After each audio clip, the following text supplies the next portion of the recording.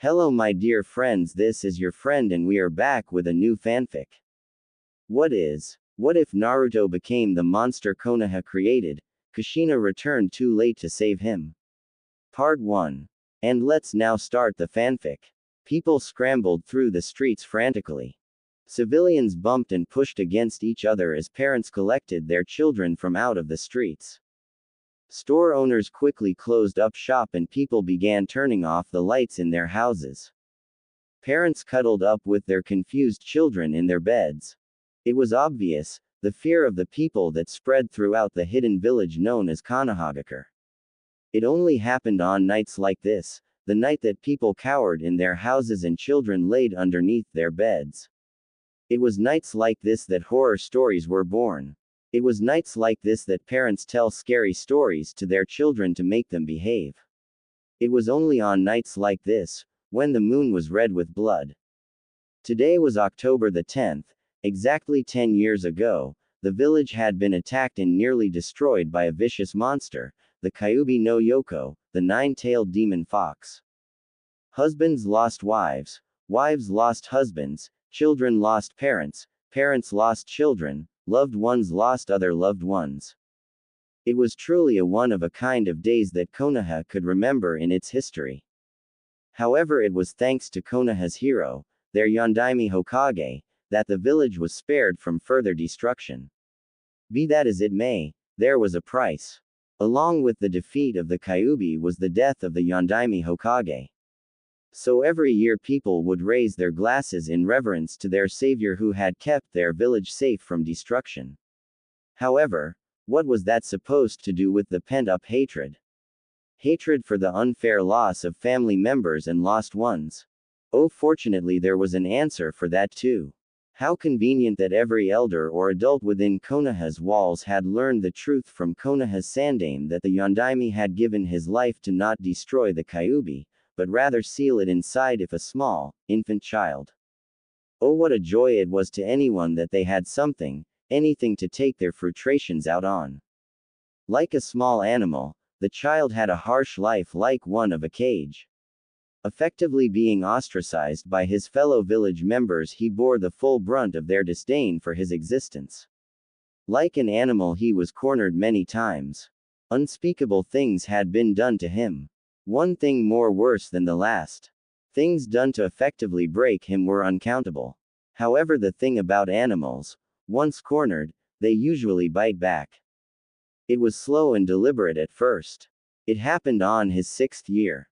Slowly, but surely his eyes lost their innocence. Slowly people around him started disappearing. Slowly he began to ignore the village, always mumbling to himself.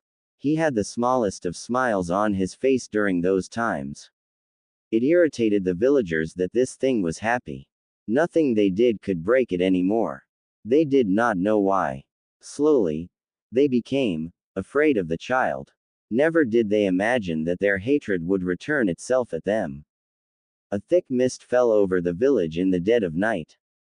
People lay asleep in their beds, but those who were awake trembled in fright. The reason was because there was a spirit, a very angry spirit roaming through the streets of Konoha. Even now people shivered and cried softly as feet trudged through the streets of Konoha. Each step like the creeping of stairs of a person's house. Then there was the sound of something heavy being dragged through the ground. The villagers prayed for whatever god to save them. No one could see it, but slowly a body came into view. It was his body. As he walked through the streets, his features came into definition. The figure wore a bright orange jumpsuit. His head was bathed with a sea of blonde hair. On the sides of his face were 3 terribly defining whisker marks. How appropriate for what he contained.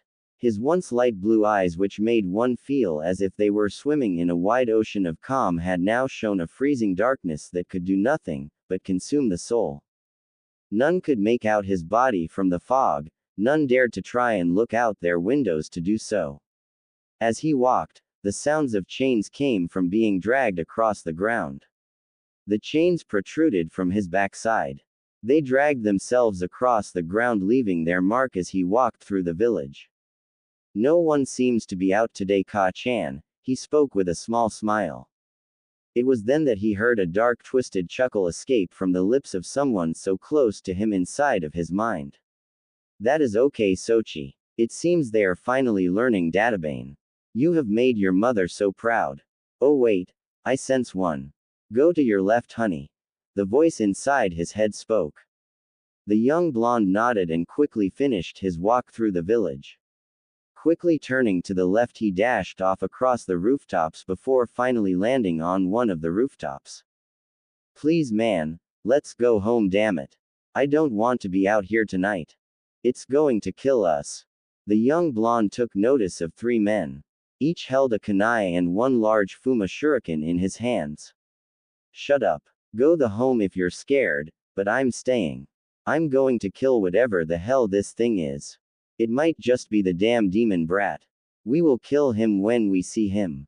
Why Hokage-sama left him alive I will never know, but I won't stand for it anymore. If you want to leave then leave now. He said. Naruto narrowed his eyes before hands trembled. Do it, Sochi. Do it for me. Do it for us, she said. She would protect him. She wouldn't let them harm him. No, just like him, she was broken. She didn't have a desire to live, her only desire was vengeance. A rightful revenge for the hell they put her son through. Her son's shattered mind was what gave her purpose. None of it mattered. Naruto grinned widely before he dropped to the ground. What was that? One of the men asked. The other two gulped and jumped back as they heard a trash can being knocked over. Come out and fight, he shouted. Soon all three heard chuckling. A dark, twisted, malicious laugh that filled the night air. Its sound literally driving the men to the edge of their sanity. Tick-tock, tick-tock, the clock winds down. There is a child with a lasting frown. Keep me safe. Keep me near. I have something for you to fear. Hey. The three quickly flinched before they took notice of the figure slowly appearing from the mist. His form was easily recognizable to the three before one of the men hollered. I knew it was you. Die demon brat, he shouted, and with a flick of his wrist he hurled the large fuma shuriken towards the young blonde's locations. The young teen didn't move his body while the man's grin quickly came across his face. The shuriken went closer and closer. The sounds of an impact were heard while the trio of men laughed loudly. Told you guys it was easy. Now let's get out of here, he said, and the others agreed. However, they quickly noticed that the mist was beginning to clear. They continued to hear footsteps. The footsteps grew louder and more apparent. Each seemed to echo across the alleyway where they were standing before they noticed the young man come into existence, and the sight made them gasp. Wrapped in a large, white chain was the fuma shuriken that the man just threw. The chain wrapped itself like a snake around the shuriken, tightening it in its death grip before the shuriken shattered in pieces across the ground. The young man chuckled slowly, his fingers cracking from his flexing them at various times.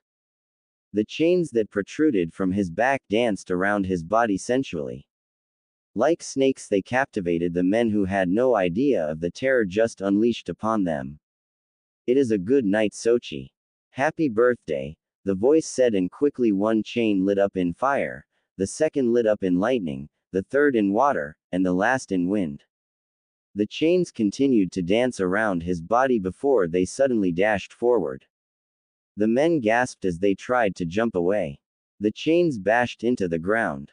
Naruto chuckled as he watched the men dance around the chains for their lives. Arigato ka-chan. This is the best birthday ever. He snickered. The feminine voice suddenly grew a large grin. Both willed the chains expertly and watched as one chain wrapped around the leg of the leader. The fire chain burned his flesh, making him scream. People in their houses whimpered at the poor soul. No. Stop. Let me go. Let me go, he shouted. Quickly the man's accomplices grabbed him by the arm. It pleased both the young man and the female in his head at the sight. Yes, for too long her son had been the one to cower in fear of having no protection. Now was this ungrateful village's turn. The chains retracted, drawing the man into the air. He shouted as the four chains grabbed the four corners of his body. Each of the element-powered chains did something different to his body. Unspeakable things. By his arms and his legs was he grabbed. Naruto held his hand into the air and slowly clutched it into a fist. The chains slowly tightened agonizingly. The man's blood-curdling cries went on deaf ears as his friends cowered in a corner. The people listening in their houses prayed to Kami for the spirit to pass over them. The blonde's laughter suddenly stopped. Rensa Q, chain-binding coffin, Naruto spoke. Quickly more chains sprang from his back and slowly, but deliberately wrapped themselves around the man's form, encasing him in white light. The feminine voice smiled brightly before folding her arms. She would do as her son commanded, all the while protecting him as she wanted to. The man's screaming were silenced as a chain wrapped around his mouth. His eyes were now crying as tears stained the ground, not that the young man saw them, and even if he did, he wouldn't care. Rensa Sogi, chain buried funeral, Naruto called. The chains twisted and turns. The snap of bones were heard, bringing excruciating pain. The young teen and his mother watched as the blood seeped from his body, for the chains snapped once more. The chains arched his arms back and his legs downward. His chest rose upwards. Fire and lightning trailed across the chains before encasing the body in a vicious light. He didn't turn his eyes away. The men widened their eyes as they heard the sickening snap of their friend's backside, signifying a broken spine. Slowly the light dissipated while the chains unraveled and dropped the body to the ground. The blonde grinned before slowly turning back to the other two. Please, let us go home. We won't bother you again. One of them stammered and the other nodded his head so quickly it would have appeared that he gave himself a whiplash. However, both shivered as they quickly saw him stop smiling as his features grew into a frown. He closed his eyes for but a second before opening them up. You should not have bothered him a first time. I know you won't bother my son again, because I'll make sure that you never do it again, Databane, the feminine voice said from the blonde's voice. The chains rose into the air and before the two men could even shout, engulfed them both. Their silent screams, cries, and tears went unheard by the village known as Konoha. The young man walked out of the alley, the chains dripping with blood. He chuckled darkly while the female chuckled in the same tone. I will always protect you, Sochi, the feminine voice spoke. The blonde smiled and quickly nodded before he vanished into the mist, his form never being seen by anyone or anything. It was such a shame that this night passed unlike the last one. Oh, how he had hoped for some entertainment. I know, Ka-chan. I will protect you as well, he said before he disappeared, and then so did the mist.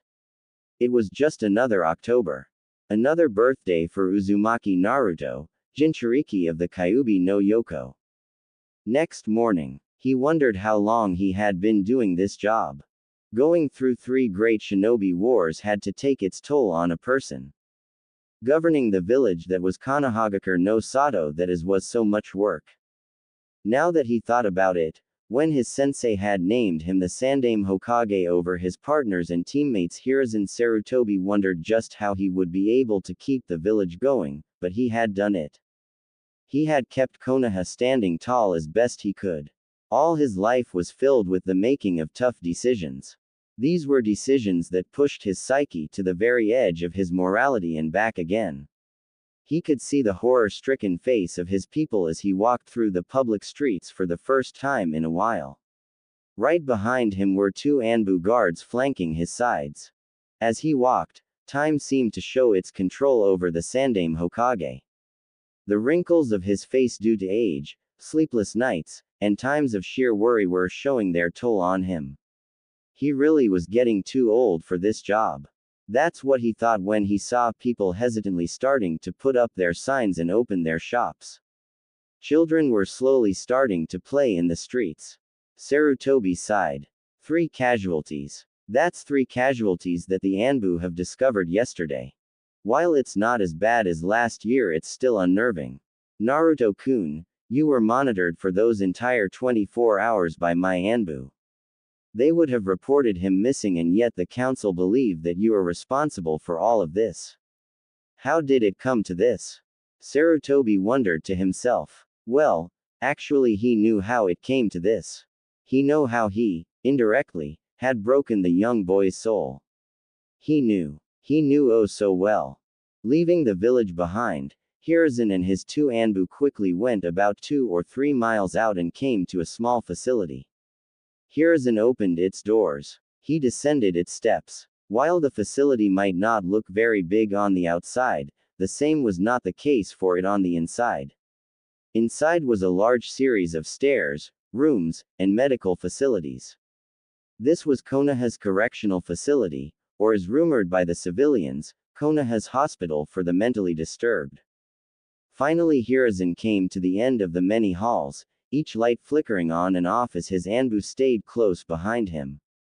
Right now, he was down to the lower levels of the facility, which happened to be level 7. Sarutobi finally made his stop and looked into a room through the glass. There, sitting in a deathly white room, was Uzumaki Naruto, Jinchuriki of the Kyuubi no Yoko. The Anbu remained still as they watched the blonde. His mouth seemed to be moving. It was like he was carrying a conversation with someone, but they didn't know who since he was alone. Suddenly Naruto laughed and shook his head back and forth.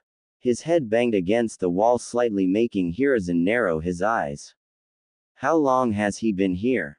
Sarutobi asked sorrowfully. The Anbu to his left and right glanced to each before turning back towards the Sandaime. They looked past him at the glass where Naruto seemed to be sitting. He was talking to himself again and laughing all the same. We have monitored him for the last 24 hours, Hokage-sama. We have replaced the shifts constantly at your orders. Naruto Uzumaki has not left this room yesterday, the day before that, or the month before that, the left Anbu spoke in a feminine voice. Sarutobi sighed with a nod. He just didn't understand. 3 deaths on October the 10th and Naruto was in this room the whole time. Maybe it was all just one big coincidence. It had to be, didn't it? There was just no way that, with the changing of the guards, could Naruto ever make it out of his cell. Sarutobi didn't know why he couldn't. Open the door, Sarutobi said, narrowing his elderly eyes at the sight. Hokage-sama, with all due respect, do you really think that's wise? One of our specialized Yamanaka members still hasn't shown progress in dealing with Naruto-san. We don't know how he will react to your presence, the male spoke this time. Hiruzen quickly frowned at the way the Anbu phrased those words. For once, he didn't know what to do. Meanwhile, inside his room, his no open doors, completely white, totally not insane mind-inducing room, Naruto was indeed smiling and laughing. Only Hiruzen couldn't possibly have known that inside of the blonde's mind was another laughing voice. And then remember when he said, Please don't hurt me. I don't want to die." He shook like a leaf, clutching his kunai while the tears dropped from his face. "It was amazing, Databane." Naruto heard and then he proceeded to laugh. "That was the best part, Ka-chan." Naruto said. He didn't notice the Hokage and the Anbu looking at him in sheer worry. "No, Sochi. The best part was when he actually tried to throw the kunai at you. I blocked him from hurting you and then crushed his windpipe." Hehehehe ha ha ha. His mother laughed. Naruto finally couldn't take it and laughed. He quickly clutched his sides and dropped to the ground, kicking his feet into the air. Inside of the blonde Jinchuriki's mind, the same was happening with a middle-aged looking woman. Her vibrant red hair flew down nearly past her waistline. She wore a high-collared, sleeveless blouse under a long, loose-fitting dress. Her hair spiraled out over the sewer-like mindscape of Naruto Uzumaki. Her violet eyes, when she opened them, were easy to ascertain. She was broken. She was just as broken as Naruto Uzumaki. Losing herself to whatever was too horrible to bear that she mentally couldn't cope with it. As she laughed, she clutched her sides. She was having so much fun it was painful. This was Kushina Uzumaki, former Jonin of Konohagakure, former Anbu captain of Konoha's Anbu Black Ops, former Jinchuriki of Kyuubi no Yoko, and former wife of the Yondaime Hokage, and current mother of Uzumaki Naruto. Kushina, if she cared to review her life, had no way of knowing how she ended up inside the seal. Something must have gone wrong with the sealing formula, because when Kushina had opened her eyes, she was not with her husband the Yondaime Hokage. She was inside a dark, wet place. Kushina wandered the sewer-like place for hours during that time that she had awoken. She kept walking and walking until she finally stopped. Kushina had wondered how long she had been walking through the halls. Days, months, years, she wasn't sure, but now she was tired of walking. Once she had figured that she wasn't going anywhere, she had taken a deep breath. She then took the time to relax and figure these things out. Pulling up some chakra that she had mustered, she was able to extend her senses to the outside world. She was able to see and experience all things. It felt good, and yet, she had been at the wrong place at the wrong time and in the wrong body when she saw it. Kushina experienced what her son experienced. She widened her eyes to the shouts of ambient threats to her person. She felt severe pain. It was an unbearable pain. One that, when she shouted, made her lungs burn from extended use. It was terrible, horrible, her mind couldn't comprehend it. However, soon, she blacked out. Hours later, Kushina woke up only to feel something heavy on her lap. The pain was gone. Leaning up, she looked down and widened her eyes to the familiar mess of spiky blonde hair. The hair that she had only 5 years ago seen on her son. It was her fault. This was her fault. She was able to feel all the things Naruto experienced. It twisted her mind, destroyed her from the inside. Her only sanity was keeping her son safe. She had to keep just enough sane to be with him. They were insane together. Kushina was inside of her son and she couldn't take it. Behind her happy laughter and bright eyes, were the eyes and smile of a broken woman and mother, whose only purpose was to protect her son. She had to, if he died. Kushina finished laughing and leaned up before shaking her head. She then looked through her son's eyes and her smile widened. "Oh Sochi, don't look now, but we have guests," Kushina exclaimed. Naruto finished laughing before looking at the one-sided window. If he was looking at it, then he saw nothing but endless darkness, but his senses reached far past the glass and he saw the outline of the Hokage and 2 Anbu. "Gigi, I see you," Naruto called out with a laugh. Hiruzen and the Anbu stiffened while Kushina smiled. "Why not invite him in? It'll be fun," Kushina said, never breaking the smile on her face. Naruto quickly nodded, not one to disobey his mother or her wishes. He would do anything for her. Anything. Standing to his feet, Naruto quickly rushed to the window and let out his widest smile as he put himself on display for Sarutobi along with the male and female Anbu. "Come in, Gigi. Ka-chan said you'll be fun. Come on," Naruto called out. Hiruzen frowned behind the glass while the 2 Anbu narrowed their eyes behind their masks. The Anbu unconsciously took a step back in slight worry. Naruto's grin never dropped from his face while Sarutobi sighed. "How are you feeling, Naruto?" Sarutobi decided to ask. Kushina and Naruto raised their eyebrow before Kushina stood to her feet. "Ah, he's worried about us, Sochi. We're fine, aren't we? We're like 2 cuts of beef swimming in Kami's ramen," Kushina said. It was silent for a moment. Suddenly Hiruzen watched Naruto laugh loudly as he dropped to the ground again, clutching his side at some unknown joke. "Naruto, please answer the question," Sarutobi pleaded. Slowly Kushina and Naruto stopped laughing. Kushina leaned up while Naruto got to his feet. "Nay Gigi, where is Anbu Nichan that likes to play with Ka-chan inside my head? Ka-chan said that they were such good friends. What happened to him?" Naruto asked, tilting his head to the side. Sarutobi winced while Kushina laughed. "We were such happy friends. I remember when we had to play hide and seek. He hid and I looked for him. It was so fun how he was so shocked every time I found him. Why, I remember when he tried sparring with me when he pulled out a kunai. It was so funny how he pretended that his leg was broken when I snapped it. He was a good actor, Databane. Kushina laughed to herself. Naruto merely smiled widely. She misses him, Gigi, Naruto said before Sarutobi sighed. He shook his head while Naruto tilted his head to the side. It's a shame I still can't see you, Gigi. I miss you.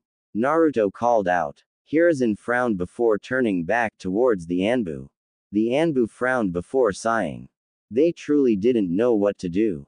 Sarutobi also knew that what he was about to do was going to push him to the very edge of his duties as a Hokage to his village, but none of the evidence pointed to Naruto, so the blonde was stable for the most part.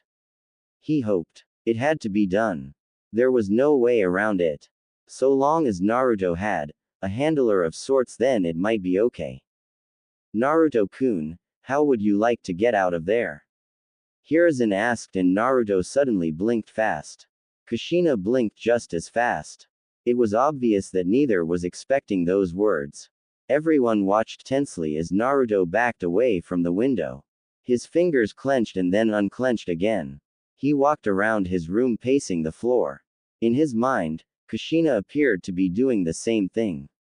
Sochi, ask him my question, Kushina spoke with a wide smile. Naruto equally grinned and spoke to the mirror. Do we get ramen? Naruto asked. Sarutobi frowned at the unusual request, but he figured that Naruto wouldn't just be able to see him nod, so he answered. Yes, Naruto-kun, you will get ramen, Sarutobi said, and Kushina frowned, as did Naruto. Ka-chan gets ramen too. Naruto's mood suddenly changed as he snarled angrily. Sarutobi and the Anbu unconsciously reached for their weapons from the tone before they heard the request. Kushina fell back in laughter and clutched her sides. It was just so funny. Too funny to not laugh. Meanwhile, Naruto, hearing the laughter in his head, laughed as well, getting a face-splitting smile which made Hiruzen relax, sort of. Very well, Naruto-kun. Ka-chan gets ramen too. However, Naruto-kun, you must cooperate with us. You will attend Konoha's academy and you will be given a handler. You must stay with your handler at all times. Do you agree? Sarutobi asked readily. Now Hiruzen wasn't a fool. He knew who Naruto's parents were, and he also knew that if they could see the blonde now, well, he just hoped that they never would. Especially not the blonde's true mother. If Kushina ever learned of this, then Sarutobi didn't know what would happen. Kushina, hearing Sarutobi reply, nodded her agreement before announcing it. She wouldn't have her son kill anyone, in broad daylight. Oh, okay, fine. Kushina wouldn't have her son kill anyone who didn't attack them. In broad daylight. Explaining her terms to her son, Naruto quickly agreed. He stopped in the middle of the room and took a deep breath. Finally, in a surprise of speed, Naruto bashed his face into the mirror between him, Sarutobi, and the Anbu with a grin that could only send a shiver down their spines. I agree, Gigi. Ka-chan agrees too. We will behave, we promise. Naruto said sweetly, and truthfully the Sandaime wasn't even sure that he could buy those words, but this had to come to pass. Hiruzen shook his head in agreement, though Naruto couldn't see it, but the sound of fingers snapping helped him focus his attention. Bring me Kazuna-san, Sarutobi said. One of the Anbu quickly nodded before they dashed away. Naruto grinned widely in the direction that he felt the Anbu had left in. In the meantime, Naruto and Kushina would continue to make jokes with each other as they laughed together. Only in the eyes of the Anbu were Naruto's echoing laughter into the walls of his white room. His insane, broken laughter. After about 10 minutes, Kushina alerted Naruto to the third Anbu in the room. Hi, Anbu-chan. Naruto called out. Hiruzen and the now third Anbu frowned, but the Anbu didn't respond, merely looking on with slight disinterest. Kazuna-san, come with me, Sarutobi said, and the two walked off, leaving Naruto alone with the other two Anbu. The two looked at Naruto in only slight worry. How could the council want this person out? What was the good of Konoha in letting him out? Nay, Anbu Nichan, want to see a trick? Naruto asked, cackling to the two still in the room with him. Kushina smiled in turn, knowing her son's thoughts. Kushina chuckled softly, darkly, cruelly. It was much too funny to not chuckle this way. Over in another room, the Anbu Kazuna and the Sandaime Hokage were softly talking about this predicament. Kazuna, you know how important this is, but I need your complete and utter honesty. Off the record here, what do you think about this? Sarutobi asked and Kazuna sighed. They then sat on a seat and placed their masked face into their hands.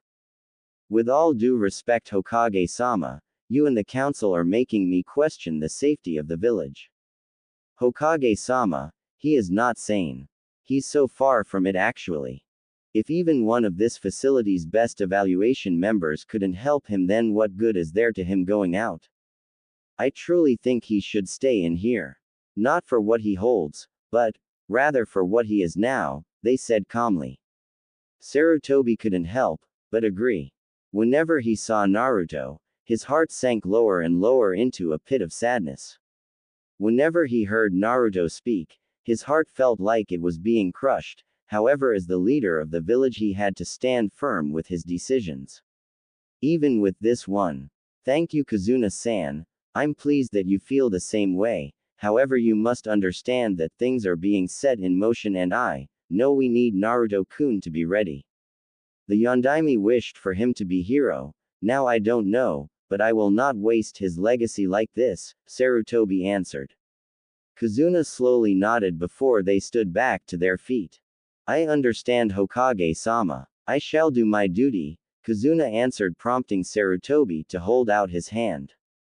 Your mask, Kazuna-san, you won't be needing it for a while. I trust you to understand that being his handler is sufficiently an S-rank mission. No harm should come to him or others while you are in his care. You will watch him, take him to the academy. If he does anything strange, then restrain him and take him home. For now you will be named Tsubaki, Jonin of Konohagakure, Sarutobi said.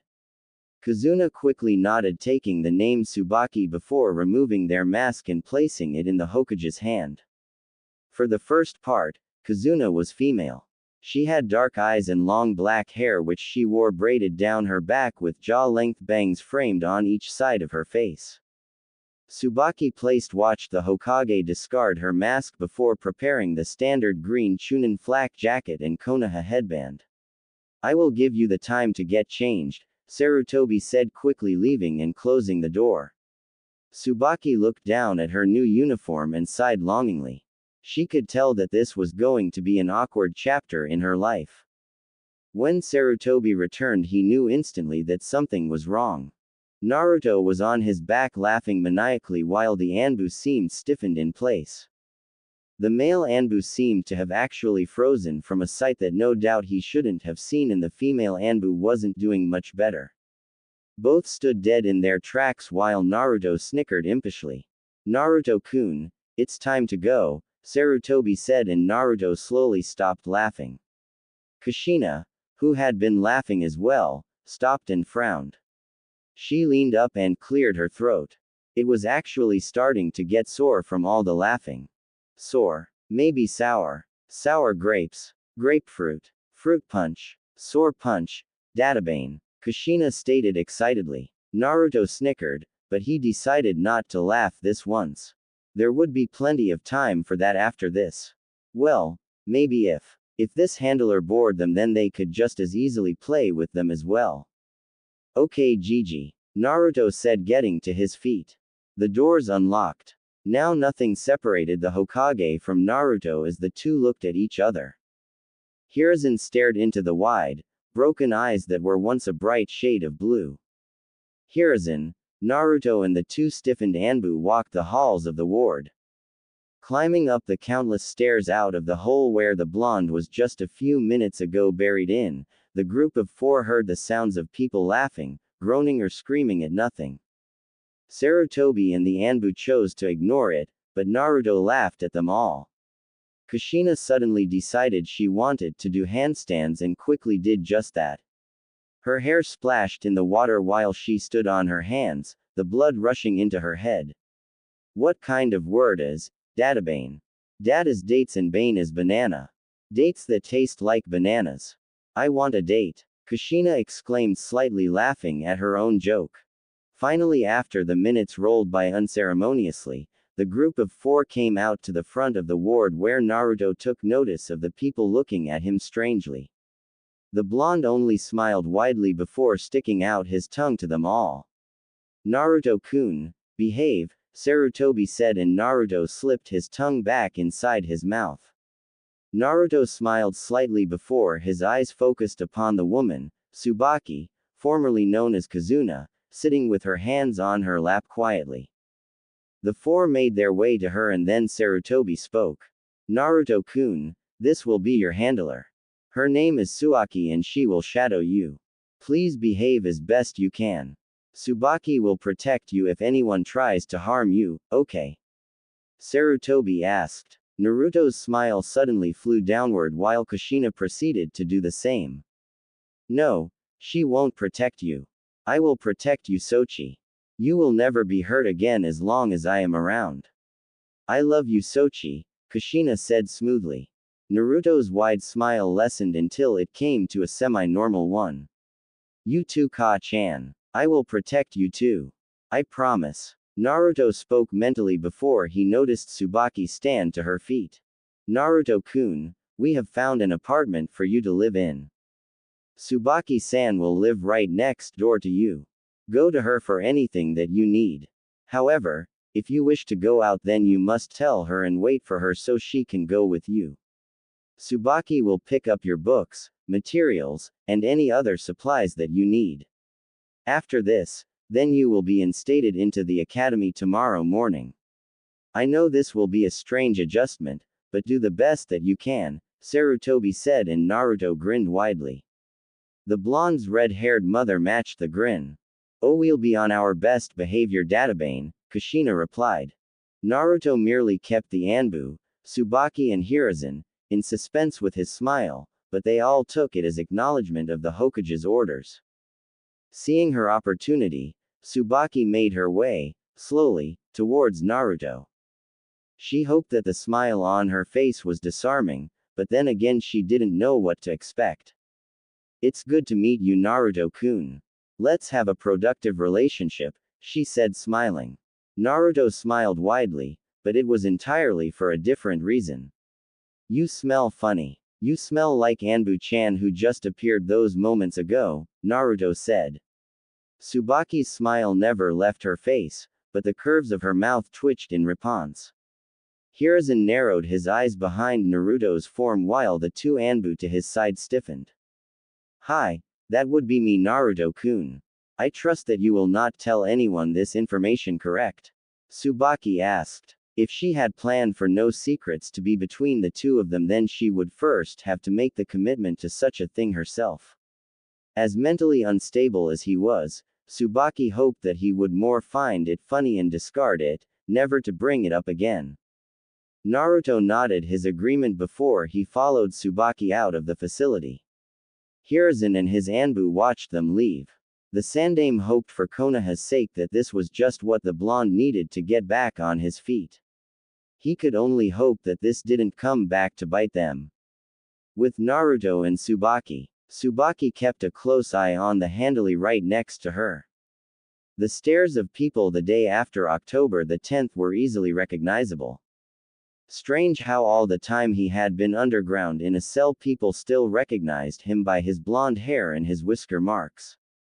Well, given the fact that no other blonde in the village had hair anywhere as blonde as his, nor his whisker marks made that a much more defining characteristic than Tsubaki thought Naruto needed. She saw him grinning widely.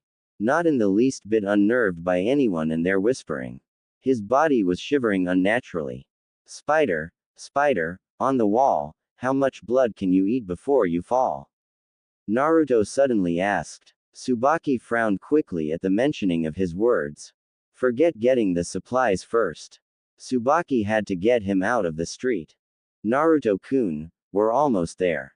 Stay calm, Tsubaki said as quietly as she could, prompting Naruto to continue as he trudged his feet. Inside the seal, Kushina chuckled at the reactions that she saw. Spider, spider, on the wall, the flies you see are the ones that will fall, Kushina thought to herself. She then snickered to herself, her body quickly shivering in a hidden excitement to match her son's. The smirk across Kushina's face fell slowly. The smirk on Naruto's face fell slowly. He could feel the eyes of everyone on his person. Their eyes judging him, condemning him, accusing him. Tsubaki narrowed her eyes once she noticed that Naruto stopped walking. Tsubaki quickly stopped as well. Fire. Lots and lots of fire. Burn.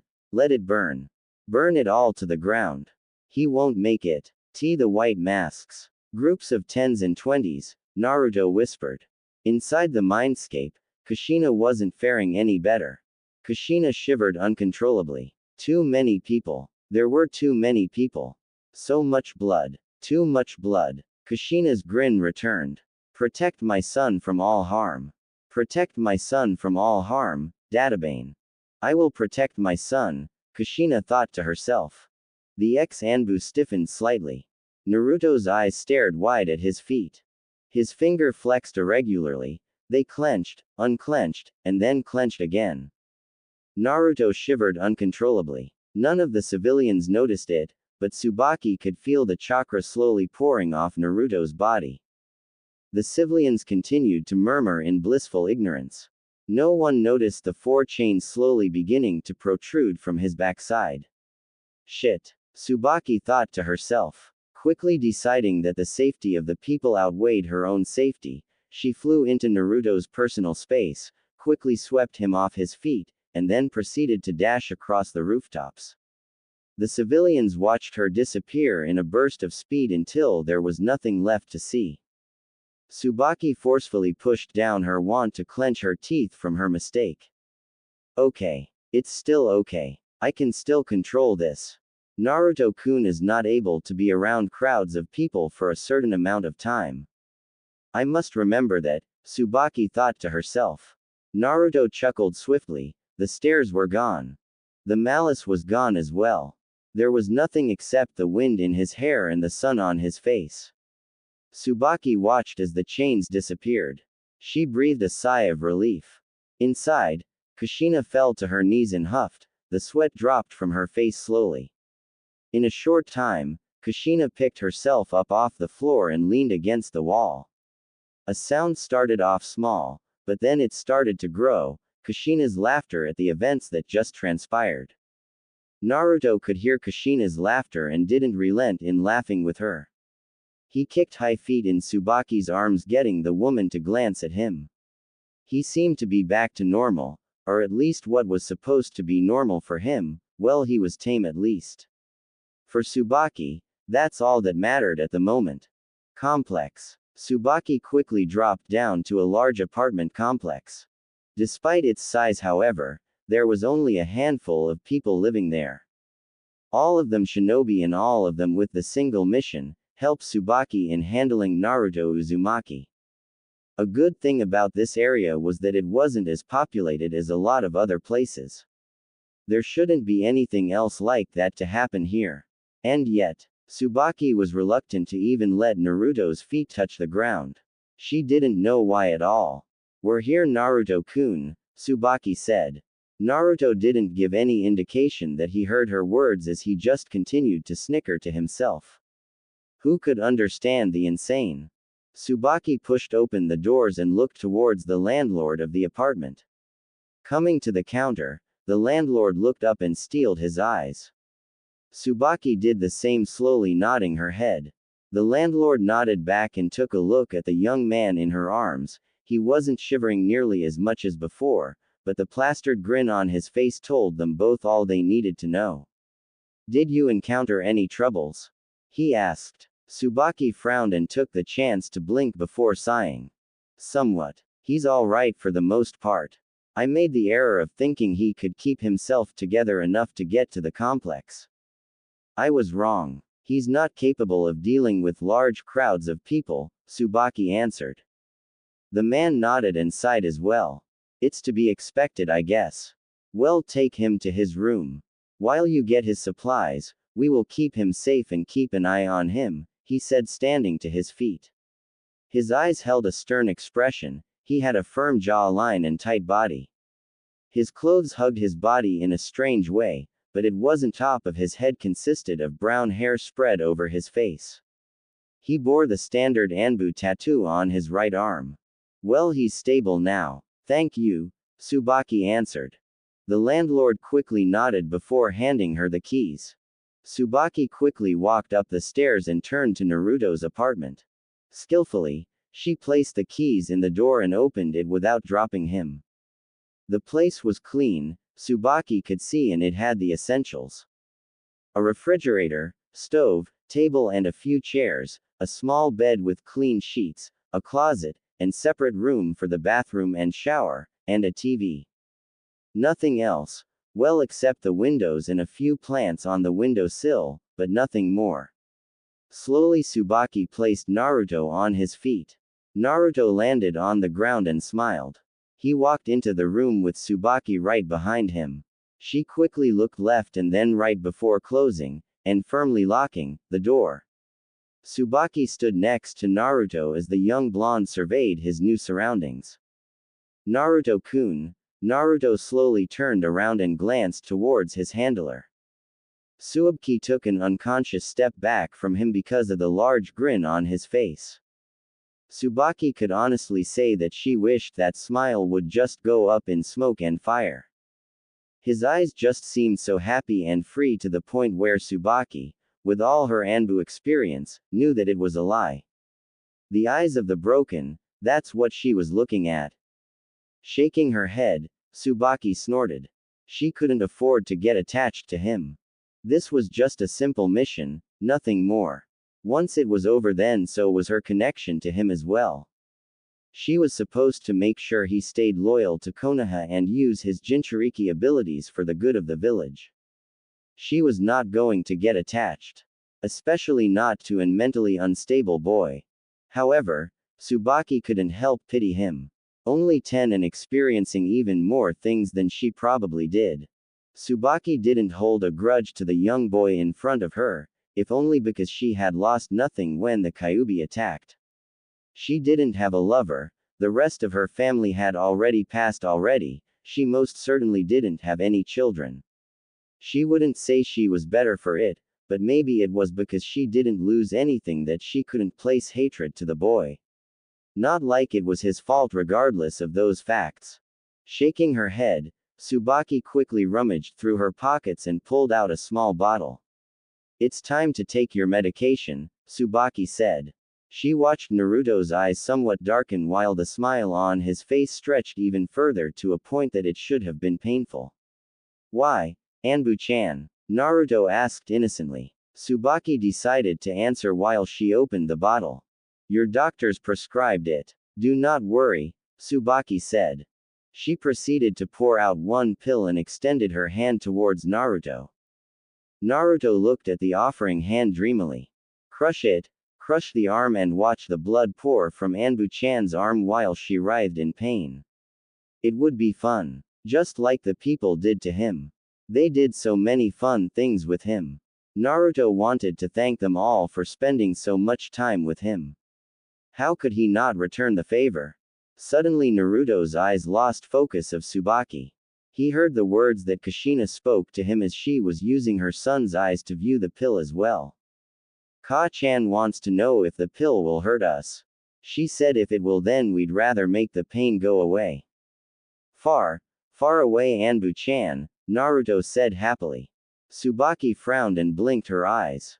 There was that Ka-chan thing again. Was this some personality that manifested itself to help him protect himself? Was this maybe what that other Yamanaka Anbu had discovered before he was deemed incompetent to continue his line of duties? If it was, then it wasn't real. Tsubaki would just have to play along.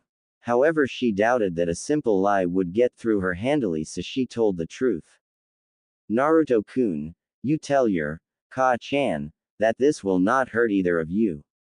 It will settle your mind, help you focus, and drain your chakra so you'll have no way of hurting people, or yourself, Tsubaki said, keeping her thoughts to herself. Naruto looked from her to the pill. He seemed to be debating with himself for a while before he quickly snapped the pill and swallowed it. Suabki had a small smile on her face with a firm nod. Good. Now you stay here, Naruto-kun, and I will be back with your supplies. I will then make dinner. I will see you later, Tsubaki said before walking out of the door. She quickly hopped to the rooftop and jumped off at a great speed. Naruto watched her go from the window, his lasting eyes over her form. Kill her, Sochi, Kushina said with a large grin, feeling the chakra in her body forcefully leaving her body. This woman was not to be trusted. She tried to hurt them. Kushina would not let anyone hurt her son. Naruto snickered before he laughed as he clutched his sides. No, actually I have a better idea, Databane, Kushina thought. She lowly snickered and then laughed, falling to her knees with sheer excitement. No, she wouldn't kill her. She would do worse. Oh, so much worse. Nighttime. Tsubaki sighed as she laid her stuff in her room. She had just gotten back from making Naruto's dinner. Seems like the drug was working. Naruto wasn't laughing all the time. He was calm, watching TV with a somewhat normal expression on his face while Tsubaki washed his dishes. However, she couldn't help feeling unnerved those times that she could have sworn that she saw Naruto looking at her from the corner of his eyes. Tsubaki relayed her instructions to him, which Naruto nodded obediently towards them all. They would head to the academy tomorrow. Tsubaki sighed as she turned out the light to her bedroom. Today really was a tiring day. Hopefully tomorrow would be a lot better. Well, Tsubaki was sure that she wouldn't have to worry much. Placing her head on a pillow, Tsubaki allowed sleep to take her. She closed her eyes and drifted off to sleep. It was the dead of midnight, the moon high in the sky. In her apartment complex, Tsubaki's chest rose and fell, signifying her rest. She looked so peaceful. In the dark, a figure stood next to her bed. His grin plastered on his face, his dark blue eyes illuminating the dark. Slowly his hand reached for Tsubaki's neck. It would be so easy, well, maybe not, considering that this was an Anbu. But how much sweeter would the blood be when he watched it drop to the floor? Right now, he couldn't care less that his chakra was almost gone. He had more than enough. You hurt Ka-chan. No one hurts Ka-chan, Dadbao, Naruto said, his fingers curling at the mere thought. It would be so easy, so easy. No, Sochi. This won't take long, Kushina replied. Naruto reluctantly stopped before he moved his body into the shadows with a small nod. Hi, Ka-chan, Naruto said, performing a hand sign. It was too dark to see what it looked like. Tsubaki flinched when she felt an influx of chakra. She quickly went to reach for her sword, but she noticed it was gone. No sooner did she realize it did she feel a sharp tip right on the bridge between her nose. Tsubaki didn't move. Spider on the wall, what can you do when the fly has been caught by the ball? The dark, somewhat twisted, feminine voice asked. Tsubaki felt a bead of sweat go down the side of her face. Who are you? What do you want? Tsubaki asked slowly. The woman came out of her drawl and turned her violet eyes to look Tsubaki in the eyes. Tsubaki gasped. These eyes were broken. They were broken to the point of being locked in Konoha's mental facility and never seeing the light of day again, just as broken as. Tsubaki gasped when the woman's hand appeared over her mouth, silencing her. Shish, don't speak. We don't want to wake him up. He's so peaceful and cute when he sleeps, she said, snickering. She took Tsubaki's sword and trailed it down the bridge of her victim's nose, slowly drawing small amounts of blood. You lied to him. You lied to us. Liar, liar, you will burn in hell's fire, she said, quickly laughing at her own joke. Tsubaki balled her fists while the woman looked down. Ka-chan will protect her baby from all threats, internal and external, she said. Tsubaki widened her eyes in realization. Naruto's Ka-chan was real. There was no alternate personality. Just someone as insane as he was, and out in the open. Tsubaki stayed silent. Not if you understand that, Databane, she said in a sudden serious tone. Tsubaki blinked before quickly nodding, only realizing that her sword continued to cut her skin since the woman didn't move it. The woman's face quickly turned into a wide smile. Good. Hurt him again and I will stop by for another visit. Next time we can play a game. Yane. And just like that, she was gone in a swirl of wind.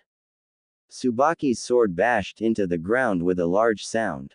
Quickly Tsubaki rolled over and turned on the lights. She took her sword into her hands. Pulsing her chakra for her target, she snarled when she didn't receive anything to go off of. The woman was utterly gone. Tsubaki bashed open her door to the outside and then unlocked Naruto's door. She busted inside and made her way to his room. She widened her eyes when she noticed Naruto sleeping silently. I should probably inform Hokage-sama about this. Someone is targeting Naruto. Okay. Once I take him to the academy, then I will report to Hokage-sama, Tsubaki thought to herself. She quickly took notice of her sleep attire and blushed. She quickly left Naruto's room and apartment before going back into her own.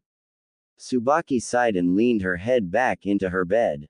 It was official. Worst day ever. Next morning, Tsubaki helped dress Naruto. She was happy that he was cooperating just like last night. Tsubaki shivered when she thought of last night. A small bandage wrapped around her nose covering her scar from last night. Naruto had asked about it, in somewhat of a teasing way, but Tsubaki just told him not to worry about it. She didn't need him riled up so early. Quickly placing his books in his backpack, Tsubaki nodded while Naruto finished his breakfast. He smiled as he happily kicked his feet. Sometimes, Tsubaki wondered what it was like to be insane. To be so broken and yet so free that you could no longer comprehend the darkness of humanity, for you suffered too much of it. Tsubaki shook her head before taking Naruto's hand and led him out of the apartment. Tsubaki and Naruto quickly walked through the streets. Tsubaki took a glance to him. Naruto was still smiling widely, though not brightly. Tsubaki didn't know what was going on through his head. Now Naruto-kun, what did we talk about? Tsubaki asked, slightly unnerved when Naruto turned to her. That smile always reminded her of last night. She couldn't help but be worried. Somewhere, out there, someone was watching her and Naruto. Someone strong enough to restrain her, and someone mentally unstable.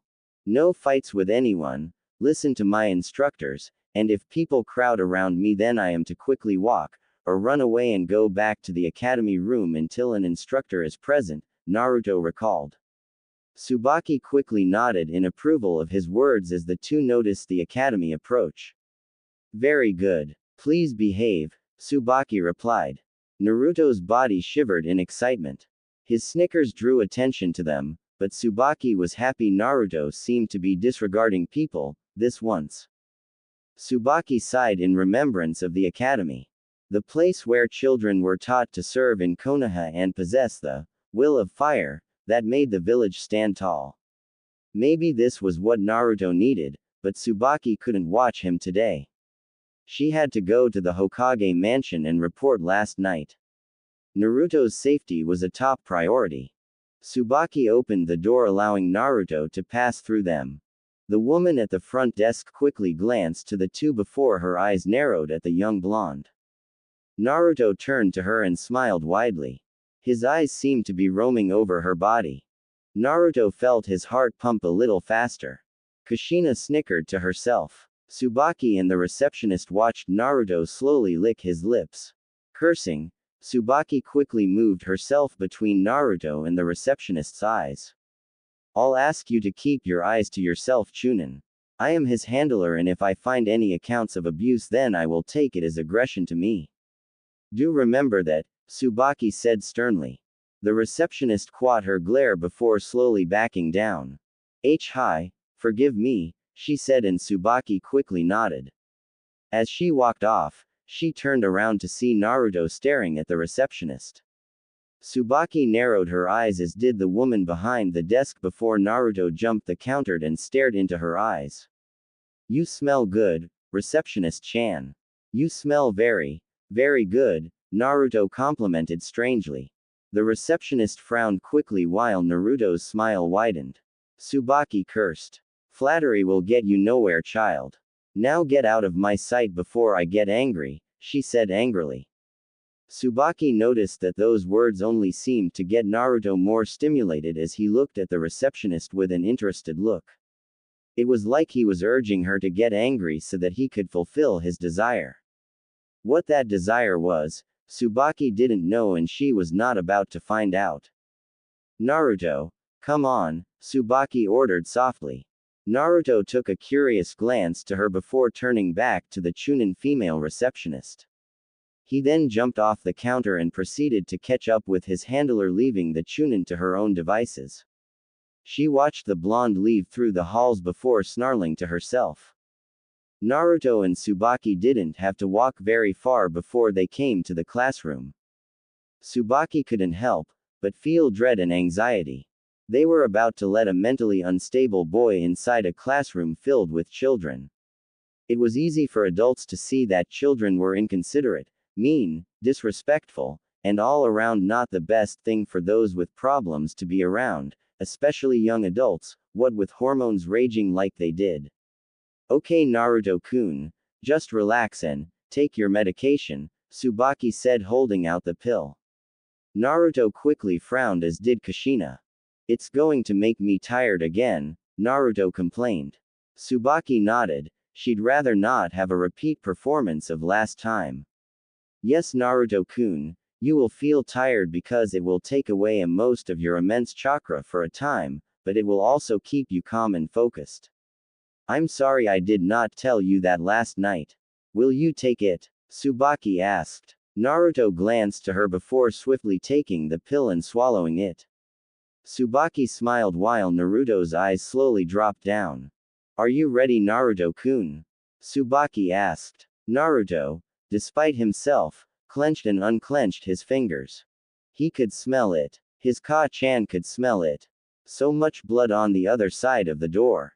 So much fun to be had. These years would be good to him and his mother. Kushina, in comparison, smirked to herself. Have fun, Sochi. Be happy. Feel at ease. I will protect you, Databane. From anyone, Kushina thought to herself. That was all she ever needed or wanted. Her son's happiness. A world without pain for them both. It would start now. Tsubaki swiftly opened the door. Naruto unconsciously licked his lips. This might be a good day after all. Iruka Yumino loved teaching. It was a type of thing that warmed his heart greatly. Knowing that he had a hand in developing the next generation of Konoha shinobi and kunoichi was something that blessed his soul. It made him happy. For some reason, Iruka always felt that he was doing his parents justice by teaching children. He was hoping they never had to get through the struggles that he had to get through growing up. Truly, there was no greater job than this. It was bliss. Would you brats shut up? Iruka shouted, making all the children wince at his tone before he pinched the bridge of his nose. Okay, so maybe it wasn't bliss, but it sure was something to do anyway. Taking a long look around his classroom, Iruka then slowly nodded before continuing on with the lesson. Now then, who can tell me name of the man who established Konoha's Chunin exams? Iruka asked with a somewhat tired sigh. He looked around the room for a few seconds before a hand went up into the air. Sakura, he asked. Holding her hand up was a young, pink-haired girl. Her emerald-crested eyes blinked brightly before she replied. Tobarama Senju, Iruka-sensei. He's the one who founded Konoha's Chunin exams, she responded expertly. Iruka slowly smiled with a nod of his head at the young girl's brightness. While not exactly the most adept at other things like taijutsu, the girl still showed a somewhat exceptional ability in information gathering and other things of that nature. She definitely had the potential to be a part of the cryptanalysis team if she put her mind to it. Very good, Sakura-san. Now then, on to the next question. Which person was? Iruka suddenly stopped when the door quickly opened. All the students quieted down instantly, as did Iruka. Everyone took notice as they watched a female Jonin walk into the classroom, and right behind her was a young blonde. He was about everyone else's age, take a year from some of them. His eyes seemed to be pointed at the ground like he was watching his feet move. He suddenly snickered to himself. His grin seemed creepy to everyone else. The fact that it seemed to unnaturally stretch across his face painfully was also somewhat obvious. For some reason it made all the students nervous. Huh, what's wrong, boy? Don't like the new kid? A young boy with a dog seated atop his head asked. The young white-haired dog whimpered as he watched the blonde moved. He could feel the danger that this boy presented himself and others around him. The dog was very wary. Meanwhile, no one took their eyes off the duo as Tsubaki came up to Iruka. Greetings, my name is Tsubaki. As of today, by orders of Hokage-sama, Uzumaki Naruto will be taking the academy courses, Tsubaki quickly said to the Chunin Academy instructor. Iruka looked down at the one Naruto Uzumaki. He could feel his anxiety rising. How long had it been since he had last seen the blonde out in the streets? Iruka didn't know how to feel when Naruto disappeared. He was never in the academy for obvious reason, and all of a sudden he was here now.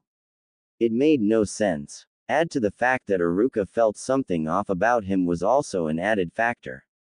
After all, this was the pariah of Konoha. The Jinchuriki of its very own demon fox, Kyuubi no Yoko. The same beast that ravaged its lands 10 years ago. The same beast that killed his parents. Iruka took a deep breath to steady himself. I received the message from Hokage-sama this morning, Iruka said, and Tsubaki slowly nodded. The former Anbu captain wanted all of this done without any problems. Naruto had taken his medication, and if it was working as it should, then he should have a majority of his chakra locked away just in time for the academy to be over. Tsubaki took a look back and noticed the light grin on Naruto's face. He seemed to be staring at the floor, but Tsubaki could see the somewhat tired look in his broken eyes. It was indeed working, or at least she hoped. Good, then this shouldn't be a problem, Tsubaki said before turning to the classroom, specifically those to the left near windows. You all, move over into the next aisle. Tsubaki ordered. Iruka widened his eyes, as did the students. They all looked at each other for a moment before one girl snorted. Ah, why? This is my favorite seat. He doesn't need an entire aisle of seats. She called back. Tsubaki gave a small sigh from her lips. She was not used to dealing with children, but she had to make Naruto as isolated as possible. From what she learned, he couldn't be around crowds and stay calm for long, so by giving him his own separate aisle, Tsubaki hoped that this would minimize his stress, which seemed to have a hand in provoking his unstable mindset. Because I am a Jonin and what I say goes, girl. Now all of you get up from your seats now. Tsubaki ordered more fiercely. Quickly all the students to the left got to their feet and moved to the other aisles without a word. Seeing everyone comply, Tsubaki breathed a sigh of relief. They might not know it, but she was actually trying to save their lives here. Good, she said with a nod before turning around to face Naruto. All right, Naruto-kun, remember our promise? Tsubaki asked. Naruto looked from the ground to Tsubaki's eyes. Hi, I will remember to behave. I promise. Naruto said happily, completely not creeping anyone out. Tsubaki didn't seem convinced, but nodded nonetheless. Okay, Naruto-kun, I'll be back before you know it. Be safe, Tsubaki said before walking out of the door. Silently she created a clone, giving it specific orders to watch Naruto from outside the academy window while she reported to the Hokage. The clone nodded while Tsubaki walked out the entrance and then shot off atop the roofs of the buildings. Meanwhile, inside the classroom, everyone glared towards the newcomer of their classroom. Some seemed confused while others seemed more worried. Iruka found this silence unnerving as he watched Naruto slowly lick his lips. So Naruto-san, care to tell us anything about yourself? Iruka asked. Naruto turned to Academy Chunin before smiling widely, painfully so. Nay sensei, guess what a spider's favorite meal is? Naruto asked, suddenly startling his new teacher. Uruka raised an eyebrow. The class did so as well, however the one who did so the most happened to be a young boy in a trench coat with black glasses that covered his face. Naruto, what does that have to do with anything about yourself? Uruka asked. The Tsubaki clone, which found itself outside the window near the academy, narrowed its eyes. Things were escalating already. No, there was no proof yet. It hadn't gotten to that point yet. She just had to wait. Come on sensei, guess, Naruto replied happily. Inside his mind, Kushina snickered to herself somewhat sleepily. Now that Tsubaki had heeded her warning, she knew what to expect of this medication, but that didn't mean she wasn't tired. I'm floating on top of water, sewer water. Will I drown if I fall asleep? Kushina wondered to herself. The redhead Uzumaki mother suddenly jumped up to her feet. She knew what she was going to do. Naruto, we don't have time for this. Just tell us about. Uruka stopped and quickly everyone shivered as Naruto's smile took a downward turn, if only slightly. Guess sensei. Naruto replied quickly and angrily, his voice somewhat disturbed. The Tsubaki clone frowned indefinitely from its place in the trees. Uruka jumped back in surprise of the blonde's tone. Swallowing the lump in his throat, he just slowly nodded. I don't know, no Naruto. What is a spider's favorite meal? Uruka asked while Naruto's frown quickly flew upwards. He suddenly started to snicker as he placed his arms around his stomach and laughed softly and mostly to himself. A fly who has been caught in the web and his limbs broken off. Naruto exclaimed before he fell back in laughter of his own joke. Some of the students gulped to themselves while others looked pale. One boy, a rather big-boned one, actually decided not to eat his chips anymore out of disgust. I see. Very interesting, Naruto. Now please take your seat, Uruka replied, wanting to hurry this along. After a few more moments, Naruto's laughter subsided before he nodded dreamily. Taking small, deliberate steps, his feet echoed through the small stairs as students stared at him like he was the strangest thing they had ever met. Naruto snickered to himself before he sat in a far-off corner in the left aisle. The one Tsubaki told him to sit at. He could feel everyone staring at him. Underneath his desk, his nails clawed at his pants legs, actually tearing them into small holes. The Tsubaki clone watched this happen before taking small notes to give to the original. Uruka could see the tension in the room heightening before he coughed, bringing everyone back to his attention. Well, okay, we'll take an introduction from Naruto-san later.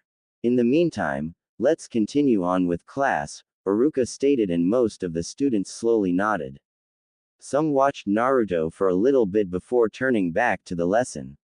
Naruto laid his head on his desk, all the while snickering to himself for some unknown reason.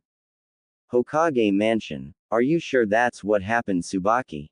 Hiruzen asked dangerously while Tsubaki hardened her eyes and folded her arms.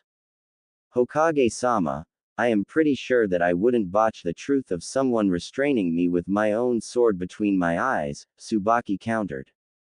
Sarutobi could see the honesty on her face. Only a day and now Sarutobi was starting to question his decision regarding letting Naruto out. Maybe this was a mistake after all. After all, Tsubaki was one of Konoha's Anbu captains. Her strength was excellent and so was her sensory perception. For anyone to sneak up on her and restrain her merely by brute force was to be a force reckoned with. And what did the person say? Did they give a name or anything? Hiruzen asked, but only sighed in dismay when Tsubaki shook her head. It was such a pain to recall the event, if only because it was so dark that she didn't even see much of anything, but those eyes. Those broken eyes she couldn't forget. They were just so similar to Naruto's that there had to be some connection. I only know that she says, Ka-chan will protect her baby. Hokage-sama, I don't know who this person is, but they're a danger to Konoha. They are just as unstable as Naruto from what I could gather, only, they are living out there somewhere. Perhaps these killings have been done by this person. They feel it's their duty to protect Naruto-kun, Tsubaki replied. Hiruzen took a breath of tobacco smoke from his pipe before exhaling. He rubbed his elderly beard before slowly nodding. It couldn't be who he thought it could be. She was dead. He had seen it. No one could escape the Shiki Fujin technique. No, it couldn't be. That would make sense, but I don't think that's the case, at least not the complete one.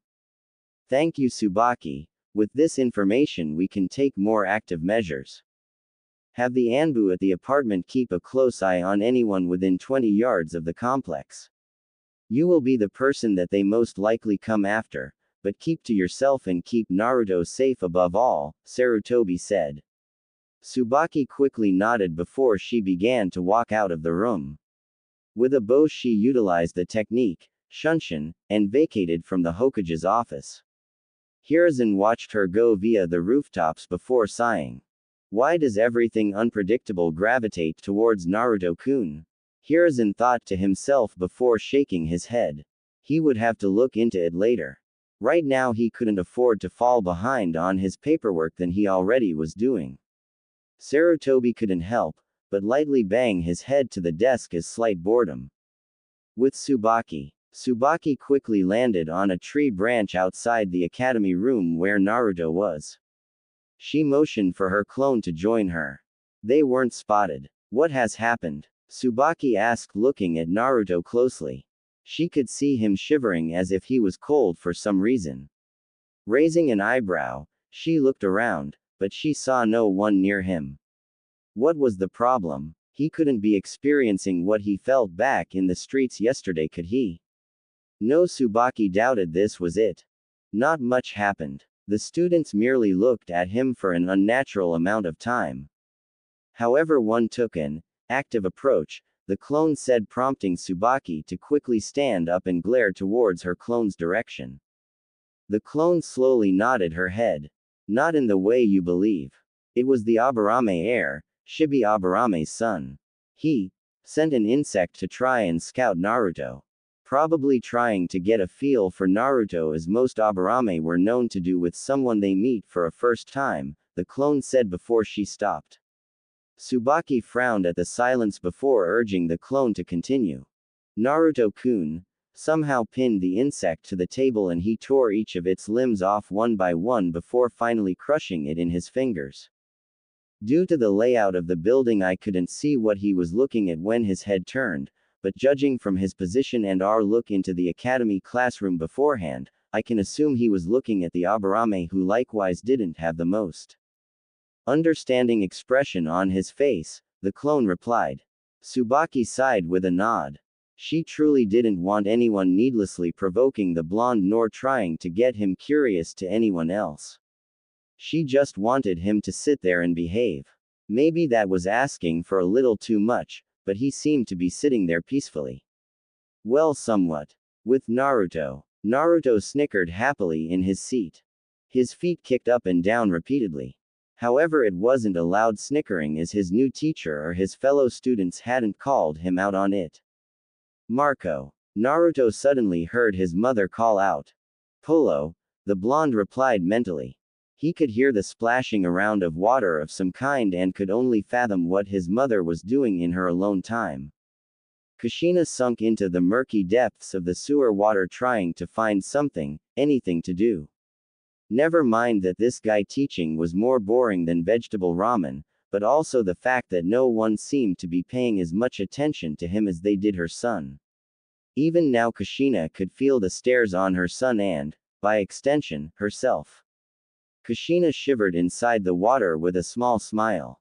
So much blood and yet it was just out of her reach. It was like the ultimate tease.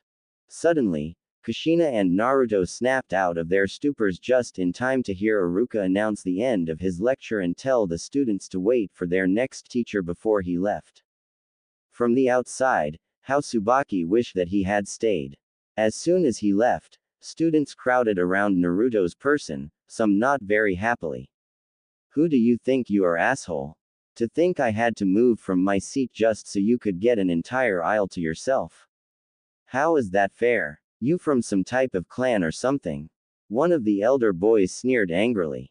Tsubaki slowly narrowed her eyes at the scene. Inwardly, Kushina grinned widely to herself.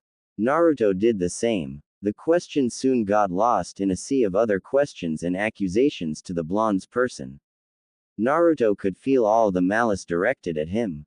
Granted, it wasn't as much malice as an adult's, but what unstable person could tell the difference? Huh, you gonna speak blondie or just sit there and look like a pathetic loser? Another asked. Naruto shivered in his seat. A bead of sweat dripped from his face. Tsubaki dismissed her clone quickly before lowly crouching. She'd be ready to intercept at a moment's notice and then bring Naruto back to the apartment where he could calm down. She hoped that he would. Okay, so added provocation to Naruto-kun will cause the medication's effects to lessen if his current state is given a mind, Tsubaki thought to herself. However, luck seemed to be with the students as another teacher came through the door. Alright, I'm sure we're all interested in our new student, but back to your seats. Now we'll begin where we left off, came another male and the students sighed before returning to their seats, but not before taking one last look at Naruto. The blonde and his mother slowed their thrill of the events before they took notice of an even greater amount of hatred aimed at them. They looked up and Kushina proceeded to grab her sides and roll back in pained laughter. He hated them. He hated their very existence. Even the teacher himself hated their very being. Naruto chuckled darkly to himself. Spider, spider, on the wall, do not be afraid. For the debt the fly has made will be paid, Naruto thought to himself. Tsubaki noticed the teacher's reaction as well. No doubt this was going to have to be something to watch out for. So it seems that even the teachers would not let go of their hatred. Good thing Tsubaki took that into account when she based this off the receptionist's view of Naruto when they first arrived. The day went on and on. Tsubaki would make a few regulated checkups with Naruto, ask him how he was feeling, which he would normal reply with a bad joke much to his broken humor, or comment about how good all of the students smelled, especially the pink-haired one that he had observed. He had asked Tsubaki if her hair was made out of pink bubblegum and if it was, then could he eat it. Tsubaki told him not to, which he merely pouted. As the day passed, Tsubaki brought Naruto his lunch, which happened to be some vegetables and miso ramen on the side. One of the stipulations was that Naruto and his Ka-chan got ramen. Now Tsubaki didn't know how he would react to one bowl of ramen, so she got two just in case. She quickly left Naruto but for a single moment to check up something back at home. She contemplated taking Naruto with her, but didn't see a reason to, so she just settled on the usual clone before leaving. The clone watched Naruto smile while he used his chopsticks to eat his food. Blech, this tastes awful, Databane. Kushina replied while Naruto hummed to himself while kicking his feet around happily. Hi, the raspberry filling inside people is so much better, Ka-chan. Too bad we can't have any dango. The special kind with red filling is good. It's the best food in the world after ramen. At least you claim it is, Naruto responded. Kushina smiled before resuming her fun with her handstands. Oh Sochi, you're so sweet. I'm sure you'd find your Ka-chan the biggest walking dango around Konoha if you could. You make me so happy, Kushina replied. Naruto soaked in the warmth of his mother's words before moving on to his ramen. He slurped up the noodles quietly while listening to his mother's ecstatic praise of the ramen god and his blessings, which only served to make Naruto laugh even more.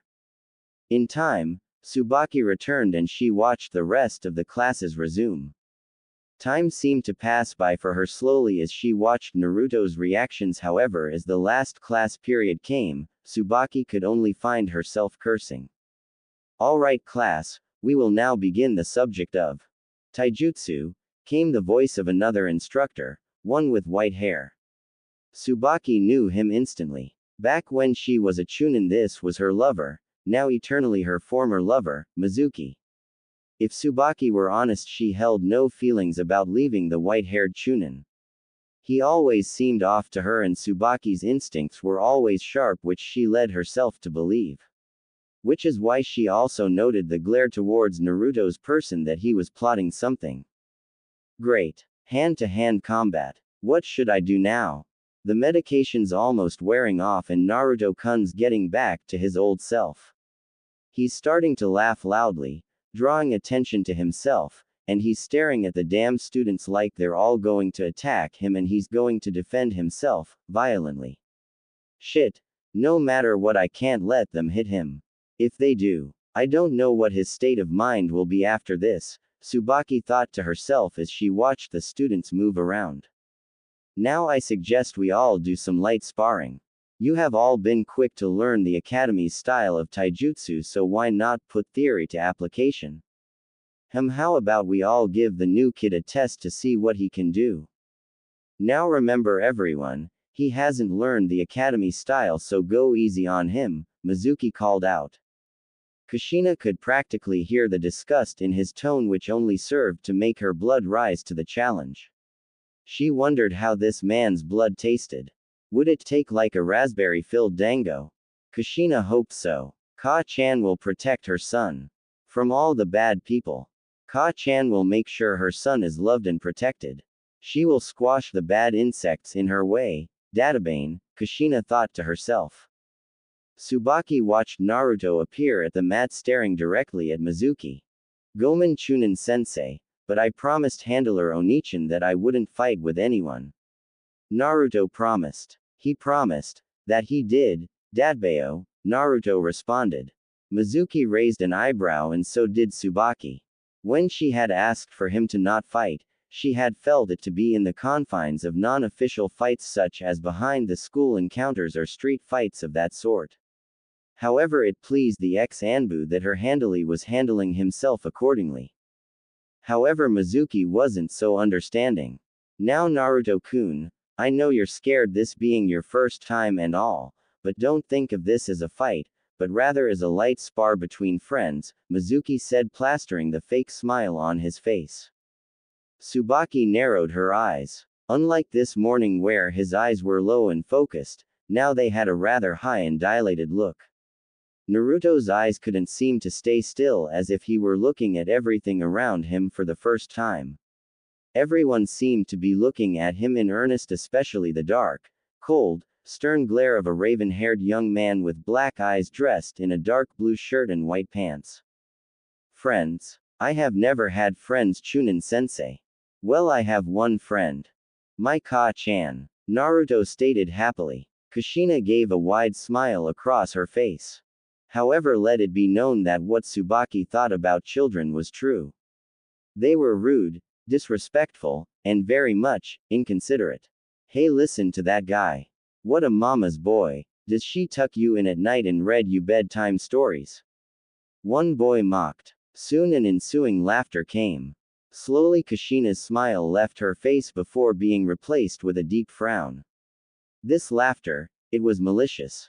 It reminded her of the laughter of that much noise. There was too much noise. Kushina's red hair shadowed her eyes. The hair that was said to be so beautiful when she was alive sprawled out across the wet floor as Kushina shivered. They were making fun of her son. They were hurting her son with their words. Kushina snickered as her hands clenched. Dango. Sweet red jam-filled dango. Oh Sochi, I'm sorry I couldn't protect you. I will now. Kill them, honey. Kill them for the delicious filling inside. Kushina cackled. Suddenly, before anyone could blink, Naruto appeared in front of the boy and grabbed his head. The boy shivered as Naruto's painful smile stretched across his face before the two looked into each other's eyes. The rest of the children widened their eyes to the speed the blonde used before they heard Naruto chuckling slightly. Ka-chan says that you smell good. She says you smell just like dango with red jam inside, Naruto replied swiftly. The boy widened his eyes as he was forced to staring into the maddening eyes of Uzumaki Naruto. Who is this guy? He's insane, came the thoughts of the young dog owner while the other children were quickly having the same thoughts. A good most of the clan heirs kept their distance, merely observing the entire ordeal. Meanwhile, Mizuki frowned at what Naruto had said. He stared at Naruto firmly, making Naruto's grin go even wider. So would anyone like to challenge the new kid? Mizuki asked with a bright smile. The academy teacher had no way of knowing why the Kyuubi Jinchuriki was attending the academy after appearing right out of the blue, but he had no problem in trying to see how he could use the blonde to his advantage. As Mizuki waited, he suddenly heard whispering as Tsubaki watched Naruto clench and unclench his hands. Cursing, Tsubaki shook her head. She'd deal with the reprimands later. None of the kids seemed to want to get up before she made herself known. Chunin Mizuki, all of the children stopped and turned around. Mizuki looked up before he found a familiar sight that forced him to remember a lot of unwanted thoughts. He watched as Tsubaki dropped to the ground with a light glare. "Ah, Tsubaki-san, how have you been? I haven't seen you in a long time. What have you been up to?" Mizuki asked, and Tsubaki could clearly sense the malice behind his words, but she didn't let them bother her very much. "That is not your concern right now, Mizuki. I am here to pick up Naruto-kun and take him home," Tsubaki said, quickly moving her way through the crowds of children. She could tell that Naruto was getting excited, too excited to continue to be around the class. It was time to take him home, and continue with their day. Tsubaki would handle his training from now on well, anything having to deal with sparring anyway. The academy would never have its class using ninjutsu against each other, so that was probably fine. Take him home. But this is the last class. Plus this is Naruto-san's first day. I'm sure he wouldn't want to miss his first lesson, Mizuki replied as he watched Tsubaki gently touch Naruto's shoulders. "Naruto-kun, it's okay. There is dango with red jam back at the apartment. We can go get some," Tsubaki replied. Naruto's hands shivered over the frightened academy student's face. The large grin on his face and the wide eyes never left his stare as the two looked at each other. Everyone watched Naruto lick the lower portion of his lips.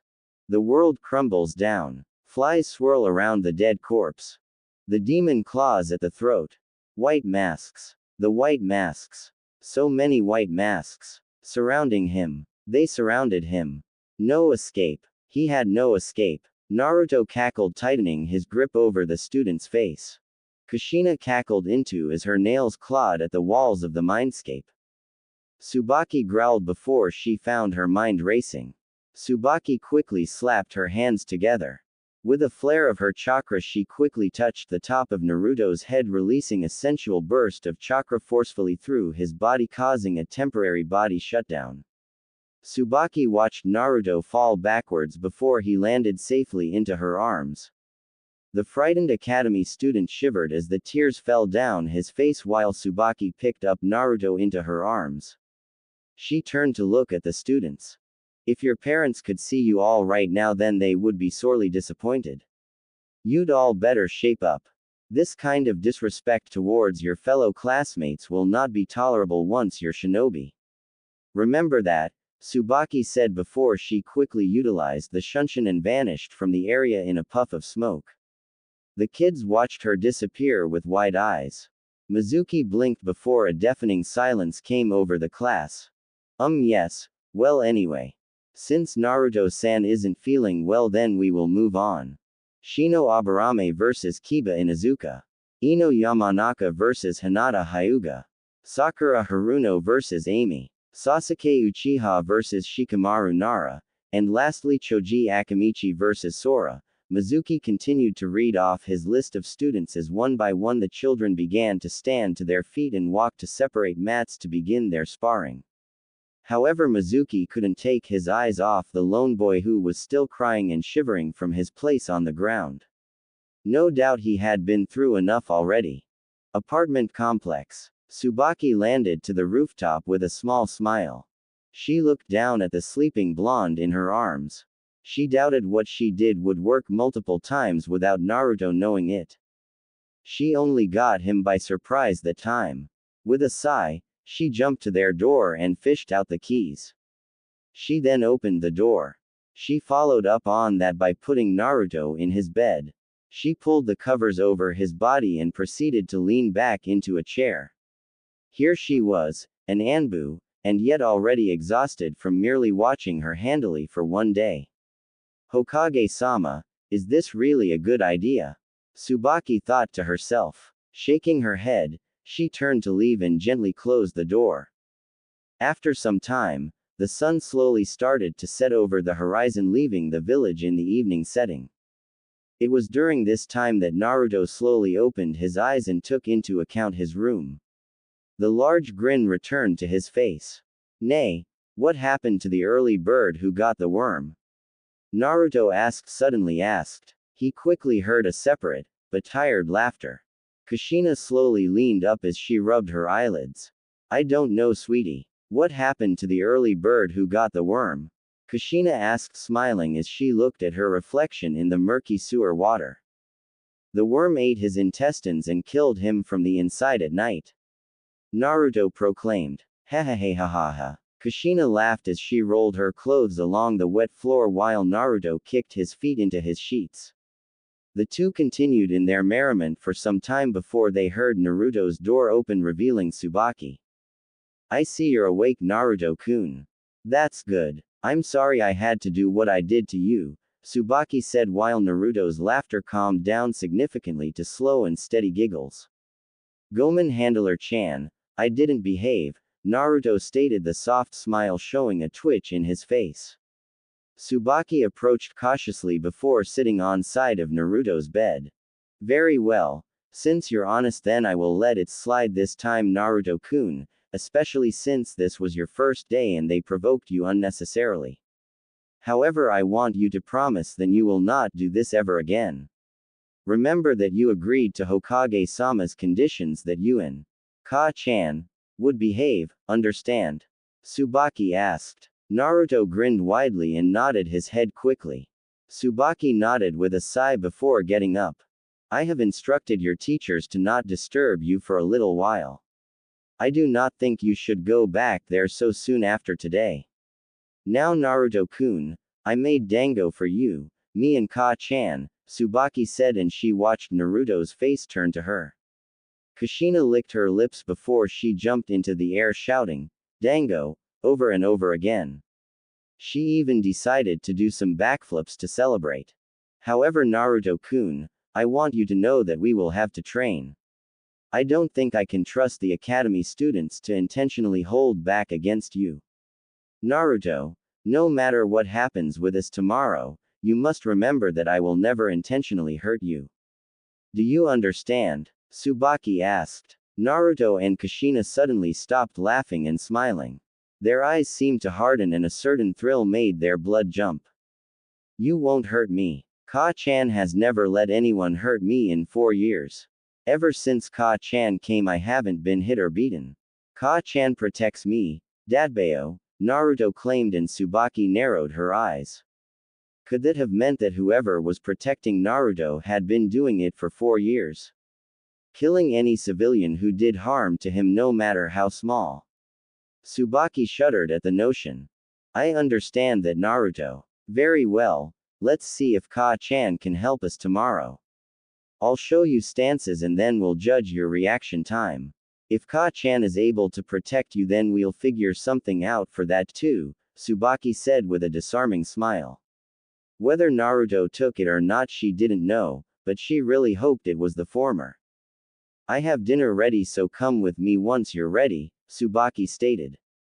Naruto watched her leave, his eyes taking in her form like a big target were painted on her backside. Ka-chan will protect you, Sochi. She swears it, Databane, Kushina quickly proclaimed. Naruto nodded brightly before jumping to his feet and walking out of his room to go eat. Next morning, in the fields, out near Training Ground 19, Tsubaki and Naruto sat on the tall grass. Both had woken up early in the morning to get started. Tsubaki did the quick routine of washing and dressing Naruto before fixing his breakfast. The two then headed out, but not before Tsubaki set things up beforehand. Tsubaki had notified both the Hokage and a few Anbu about what she and Naruto would be doing. Sarutobi came a bit of reluctant consent before hearing Tsubaki's plan. Around the forested area were at least 5 or 6 other Anbu besides Tsubaki. In the event that Naruto lost himself and somehow, albeit it highly unlikely, killed Tsubaki, then the remaining Anbu would sedate him and place him back in Konoha's mental facility until further notice. However, unknown to Tsubaki, Naruto could also sense the Anbu. Tsubaki was confused by the maddening grin on his face, but she chalked that up to something else. Now Naruto-kun, before we begin, what can you tell me about chakra? If you know what it is at all. Tsubaki asked slowly. Oh, I know. Chakra is that thing Ka-chan sucks out of people's bodies who attack me before they fall to the ground. Naruto stated happily and somewhat innocently. The Anbu surrounding the two raised their eyebrows in surprise, but Tsubaki didn't give anyone the signal to do anything, so no one moved. Does this person has the ability to steal chakra? I'll have to look into this, Tsubaki thought to herself before finally registering Naruto's answer. She responded by shaking her head, negating Naruto's answer. Naruto pouted before Tsubaki straightened herself. Naruto-kun, chakra, a person's life force. It is the molding of physical energy, which is present in your body, with your spiritual energy from your mind. Follow me, Tsubaki asked. Naruto tilted his head to the side. Chakra everywhere. Chakra, must be bare. Mix of 1, mix of 2. Drink it down or you get the flu. Kushina sang to herself as she rocked her body back and forth, lightly snickering to herself from her own joke. Naruto-kun, do you know why I didn't have you take your medication today? Tsubaki asked. I wouldn't be tired and got to play, right? Naruto asked happily. Tsubaki slowly nodded before standing to her feet. That is correct. We will get to play for a long time, Tsubaki said, and Naruto nodded giddily. Naruto hopped to his feet in turn, waiting for her to play with him. A simple punch should be enough to get started. If he's got good street instincts like I think he does, then he should be able to dodge this relatively easily, Tsubaki thought to herself. She quickly nodded before swiftly throwing out a punch in Naruto's direction. The wind suddenly picked up, blowing blades of grass and leaves through the air. The Anbu stiffened, if only slightly. Tsubaki widened her eyes. Right between her fist and Naruto's face was a single white chain. Kushina frowned from her position on the waters. Tsubaki watched the smile on Naruto's face slowly turn dark and twisted, almost maniacal in a sense. What is this feeling? Is he draining my chakra? Tsubaki thought to herself before retracting her fist. She felt the pull quickly fade away. I will protect Ka-chan, Naruto replied heatedly. How he managed to unleash this amount of bloodlust all while the grin stayed on his face was Tsubaki's main concern. Tsubaki took notice of the way his hand started to move forward. She also watched the chain dance around his body protectively. Tsubaki could feel his intent. He was going to try to kill her for what she had done. The Anbu seemed ready to move, but Tsubaki held up her hand. Impressive, Naruto-kun, Tsubaki responded happily. Naruto's hand suddenly twitched to a pause before he looked at the smile on her face. Tsubaki had to erase her intent. Naruto seemed to instinctually respond to a person's intent. She quickly erased it with praise. Kushina rose an eyebrow before both heard Tsubaki clapping. Just keep clapping, lower the intent until he felt calm and safe. Tsubaki watched carefully until she noticed visible signs that Naruto's body had relaxed and taken itself out of some natural defensive stance. Naruto withdrew his hand and the chain quickly disappeared once again. However, Tsubaki didn't drop her guard. It seems that subconsciously you already have some idea of chakra and how it works, Tsubaki stated. Naruto blinked a few times and Tsubaki noted the lightness that his eyes seemed to exude. Okay, we've got him calmed down now. As I suspected, he's been treated so poorly that he's somehow able to react to the intent within a person if it means to do him harm, but how should I train him then if he takes every move like it's going to kill him? Tsubaki thought to herself before she took notice of Naruto's wide grin. The chain suddenly appeared. Tsubaki frowned. Nay. Let's play some more, Anbu-chan. Let's play some more. Naruto chuckled as the chain instantly reappeared and launched itself at her person. Tsubaki quickly jumped back as the chain bashed itself into the ground, creating a loud thud. Naruto-kun. Tsubaki called out. The Anbu in the trees stiffened as Naruto laughed. Inside the mindscape, Kushina grinned widely while her fingers clenched painfully into her skin. More. More. Play more, Anbu-san. Play with Sochi more, Databane. Play with us more. Kushina repeated over and over as she watched the events going on outside. She watched Tsubaki flip through the air in a valiant effort to get away from the person she was supposed to be handling. Tsubaki quickly drew out a kunai to combat the chains. The sounds of metal hitting metal became apparent throughout the training ground. Sparks fell along the ground. Such force. How is he manipulating his chakra like this? Tsubaki thought to herself. Quickly swirling her body, she pushed the chain's momentum upward, allowing her the freedom to move away. Naruto cackled as he clutched the sides of his head. Nay, Anbu-chan, can our Anbu ni-chans and nei-chans join us? We can all have fun with Ka-chan. Naruto said, and Tsubaki quickly took notice of the chain flaring itself. Almost instantly it was coated in lightning, causing it to cackle.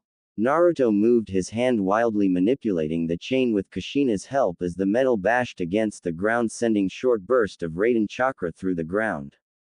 Tsubaki took a deep breath before she shuddered in realization. He believes this to be a game. Okay. I can capitalize on that, Tsubaki thought to herself. Tsubaki soon snapped herself out of her stupor just enough to dodge a second chain. The handler widened her eyes at the mere speed that the chains exuded. She'd have to act fast. Tsubaki looked up and noticed Naruto was still on his spot before holding up his hand. Rensa no Mai chain dance, Naruto uttered, and Tsubaki watched the first and second chain intertwine together. The chakra flared brightly, making Tsubaki close her eyes. Naruto grinned widely at this motion of the next game before shooting his hand forward. The chain obeyed and made its way for Tsubaki's form. Tsubaki shivered. There was no intent. She could feel no intent from him to completely harm her. Had he really gone so far that he couldn't even release an appropriate intent for the given situation? No, it's a game. He still sees this as a game. It's a long shot, but it might work, Tsubaki said to herself. She quickly cleared her throat and steeled herself. Era. You got me, Naruto-kun. You win. Tsubaki said, and she slowly opened her eyes. She smiled and nodded. I thought so, Tsubaki told herself mentally with a small smile. She saw the chains just inches from her face as Naruto dropped his hands. Naruto's grin widened before the chains slumped to the ground. She watched Naruto's eyes settle. Kushina's eyes did the same. With a swift hand, Tsubaki dispelled the Anbu in the trees, making them drop their weapons. Quickly, yet cautiously, Tsubaki made her way for Naruto. Soon the two stood just a few feet from each other. Naruto's body shook lightly as if it were trying to get warm in cold weather. The former female Anbu also watched as Naruto fell backwards, landing into the grass. With an exhale of breath, Tsubaki sat next to him. So far as Tsubaki was concerned, a key to Naruto's reactions was a means of coherent and incoherent stimulation. As far as Tsubaki had followed, Naruto reacted to various stimuli in some part of his brain. Tsubaki remembered reading a report a few years ago by one of the head medics of the facility stating that a normal person, or normal person's brain was able to think, separate, and rationalize certain stimuli and make it respond to a given situation. If a situation was bitter and angry, then the stimulation response was anger. If it was dark, depressing, or lonely, then the stimulation was sadness, and vice versa for all emotions. But for a mentally unstable person, their mind being so incapable of understanding or contemplating the deeds so horribly done to them that it warped their brain into what it was now, the stimulation response also got warped as well. The mind literally made them think the same stimulation to any given circumstance.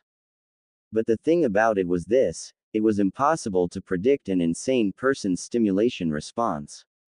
As Tsubaki could see, Naruto liked to smile and laugh to the point where it was creepy and worrying for Tsubaki, but then there was also Naruto's stimulation response to incoming danger. Inwardly he seemed to perceive a person's intent, how this was Tsubaki didn't know. She'd have to spend a lot more time with him. She knew she would be doing just that. Tsubaki discreetly dispelled the Anbu, hoping to make sure that they reported their findings to the Hokage, leaving the two alone for the rest of the day. Tsubaki continued to show Naruto a standard taijutsu form. Tsubaki couldn't believe she had to relate everything she did to a game. She watched Naruto copy her as best she could while not trying to impose any sort of ill will against him. No doubt he would pick it up immediately if she did. Kushina watched the scene on a side of the wall she was standing on. Stick to a wall, stick to wall, be sure not to drop or your head will break from the fall. Ha ha ha ha, Kushina joked. Naruto heard her joke, but didn't respond, merely giving a merry chuckle to her words. Alright Naruto-kun, it's time for your medication, Tsubaki said. She looked over, but Naruto didn't seem to register her words. Nay, Anbu Nichan, guess what the demon said to the monster, Naruto said with a somewhat straight face, or at least as straight as he could make it. Tsubaki frowned, but as she had found it was best not to keep Naruto waiting and just indulge him. I don't know Naruto-kun, what did the demon say to the monster? Tsubaki asked, and Naruto stared at her for a moment. The demon said, hey, you look like me. He soon found he was talking to a mirror. Naruto answered. Tsubaki raised an eyebrow at his words before releasing a sigh when she found him double over in laughter. Tsubaki looked at Naruto worriedly. Suddenly catching herself, Tsubaki shook her head. I see. Now will you take your medicine, Naruto? Tsubaki asked. However, she didn't get a response as Naruto continued laughing. At that same time, Kushina spoke. Nay Sochi, what is a banana's favorite exercise? Kushina suddenly asked. Naruto grinned widely. I don't know Ka-chan, what is a banana's favorite exercise? Naruto asked outwardly. This was official to set Tsubaki on edge. The Jonin jumped to her feet and glared heatedly around the forest. Was it possible that they were being watched? Whoever this person was, it shows that had some way of contacting Naruto somehow. Suffice to say this, but Tsubaki was troubled. A banana split databane, Kushina exclaimed giddily. She splashed in the sewer water while Naruto snickered.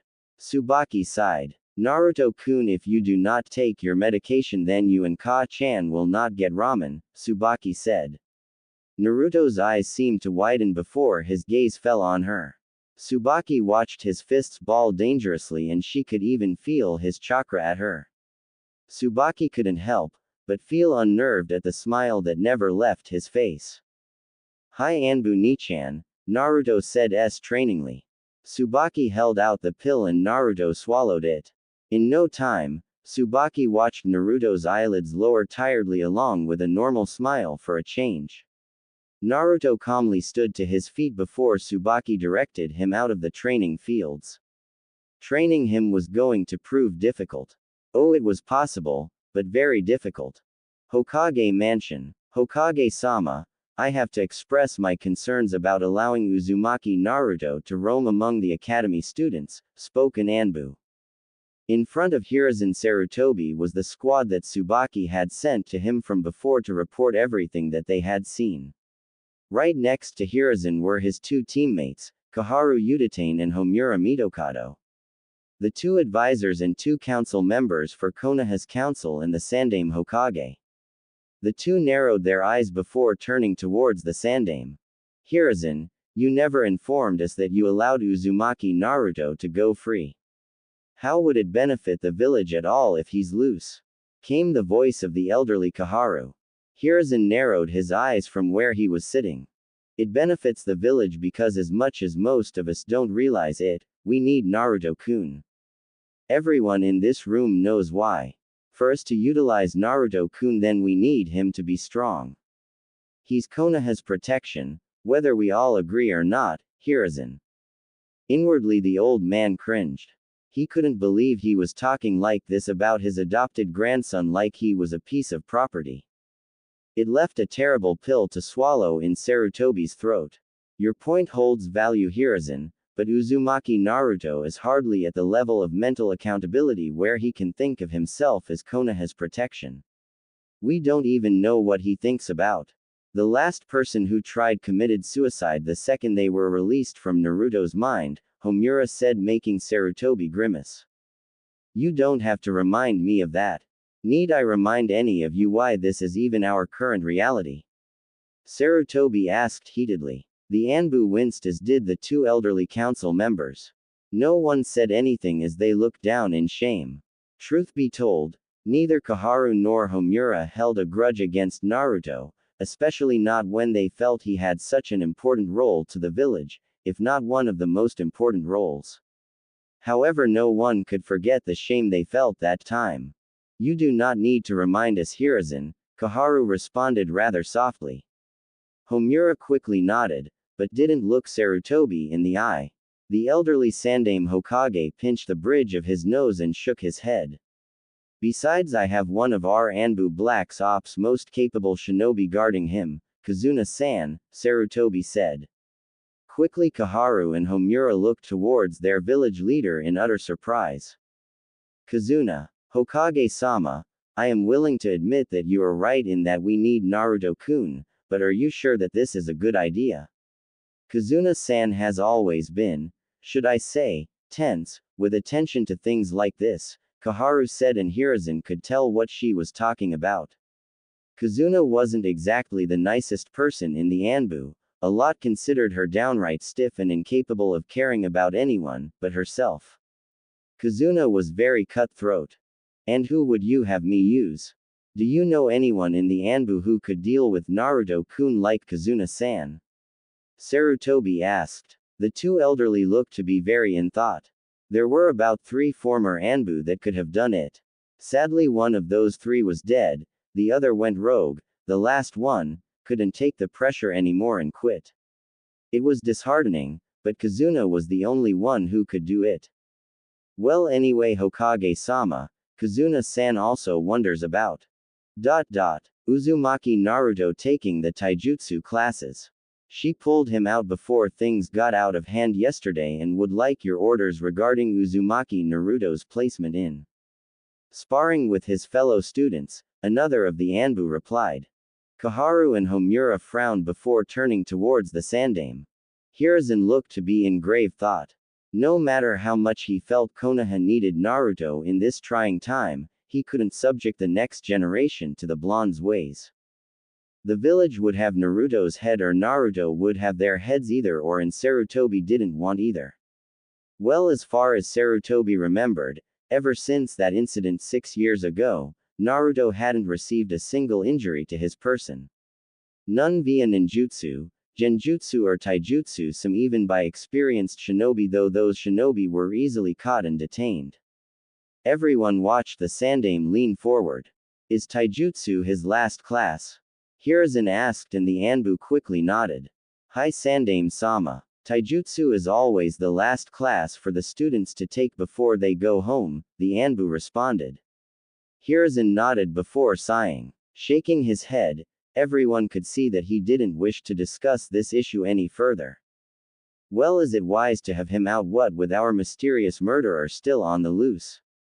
2 days ago marked the 4th time civilians and a few shinobi within Konoha have been killed, with the killer still at large, Koharu replied, deciding to switch topics for the moment. Hiruzen sighed when he thought about that. That is true. Whoever it is, they know Naruto-kun's state of mind and they see it as their duty to protect him. I had hoped that it would narrow things down, if Naruto-kun ever reached out to anyone. There was only 2 people he reached out to. Tsuki and Ayame of Ichiraku House, and that was 6 years ago. I have had them both checked out, so far they keep to themselves. It's not them, Sarutobi said with a tone of finality. No one seemed to have anything to say on the matter. Well, okay. What about his team then? I'm sorry, but I don't think I can see him getting along with teammates or a sensei, Homura pointed out. The Anbu, Kaharu, and Homura watched Sarutobi nod his head in agreement. I also believe that to be true for the Chunin exams down the line, Sarutobi responded. The Anbu widened their eyes. Hokage-sama, you're not actually thinking of letting Uzumaki Naruto out of the village, are you? We don't know how he'll function in an outside environment. He's hardly of the capable mind even here. Hokage-sama, he tried to kill his handler all the while claiming it was a game. We're unsure, but somehow Tsubaki-san managed to calm him down, but it's obvious that no one knows when the urge will spike again. From our reports from the facility, we have it on good account that Naruto Uzumaki is prone to a very violent type of insanity. It happened twice in 6 years. Somehow, we're unsure, but Naruto Uzumaki came into contact with blood and it caused him to lash out in his room, releasing an unprecedented amount of chakra both times. It took 3 Jonin and 1 Chunin to restrain him. The Chunin didn't make it. You know that, the leader of the squad said. Hiruzen nodded. That shouldn't be a problem if Tsubaki continues with the prescription that we have written for Naruto-kun. It keeps him calm and somewhat sociable. I know it leaves him drained, but it's better than the alternative. We will just have to make the best of this situation. When you leave, retrieve Taka and hubby for me. Also give this scroll to Kazuna-san, Sarutobi said, tossing a scroll with a red seal over it. The Anbu squad quickly bowed. Hi, they said before they vanished out of sight, leaving the Sandame and the elders alone in the room. Things have become much more complicated these times that we have been around, Kaharu said with a sigh before standing to her feet. Homura quickly did the same with a nod of his head. Sarutobi merely tipped his Hokage hat before walking away. Kaharu and Homura went their separate ways as well. With Tsubaki and Naruto, Tsubaki took a glance towards Naruto. The blonde was lightly dragging himself behind her, his features somewhat controlled. No matter what, Tsubaki just couldn't get rid of that maddening grin to his face. It was like concrete plastered to his face. Around them, Tsubaki could hear the silent whispers and curses about the blonde young man. Tsubaki could feel the intent to harm from some of the civilians, a minority, but it was there nonetheless, and if Tsubaki could feel it, then she had no doubt that Naruto could feel it as well. She'd rather not have a repeat performance of 2 days ago back in the streets. The itsy bitsy spiders climbed up the water spout. Down came the blood and wiped the spiders out. Out came the moon and drank up all the blood. The itsy bitsy spiders died on the ground, lifeless. Ha ha ha ha. Naruto softly chuckled to himself. Tsubaki took a deep breath before continuing on. This had to be his way of coping with the things around him. Inside the mindscape, Kushina eased herself into the water. Then came birds and ate the spiders' corpses. The itsy bitsy spiders are no more, Databane, Kushina finished before slowly regressing her body into the sewer water. As she regressed into the water, it was for a brief second that the redhead's violet eyes turned red. Her pupils turned into slits while her hair spiraled out across the sewer water until Kushina's body disappeared for her to do whatever she was going to do. As the handler-handily duo walked through the streets, the former suddenly came to a stop to see the academy teacher, Uruka Yumino, running towards them. Ah, there you are, Tsubaki-san, Uruka said. The Jonin in question raised an eyebrow before stopping. Naruto stopped behind her. Scarface-san, Naruto called out. Uruka's eyebrow twitched before glaring towards the student in question. You, Uruka said as he stomped his way over to Naruto. Naruto watched the incoming man's form. Tsubaki took notice of Naruto's gesture. A stance ready to kill. Quickly countering, Tsubaki grabbed Uruka's shoulder and pulled him back. How might we be of service to you, Yumino-san? Tsubaki asked. Uruka seemed confused for a second before taking a deep breath to calm himself. Yes, anyway, I have been sent out to collect Uzumaki Naruto. He's not been in the academy all day and we were worried that he ditched, Iruka stated. Tsubaki looked at the Chunin sternly before looking back at Naruto. The blonde was swaying his head left and right like it a blade of grass in the wind. Shaking her head, she turned back. I see. Well, don't worry. He has not ditched. After yesterday's taijutsu incident, I felt it prudent that he not attend today, giving him and the students the time to settle, Tsubaki replied professionally. Iruka blinked before chuckling sheepishly. Ah, I see. That's right. Mizuki did tell me about that incident. Well, I guess you're right. I guess the pressure got to him, Iruka said. Tsubaki managed to raise an eyebrow at his words. He wasn't exactly wrong, but not particularly right either. Rest assured, he will be in class tomorrow, Tsubaki replied. Iruka gave a swift nod before he noticed Tsubaki turn around. Come Naruto-kun, Tsubaki said. Naruto didn't give any indication that heard her order other than moving his feet in conjunction with her own as the two continued through the streets.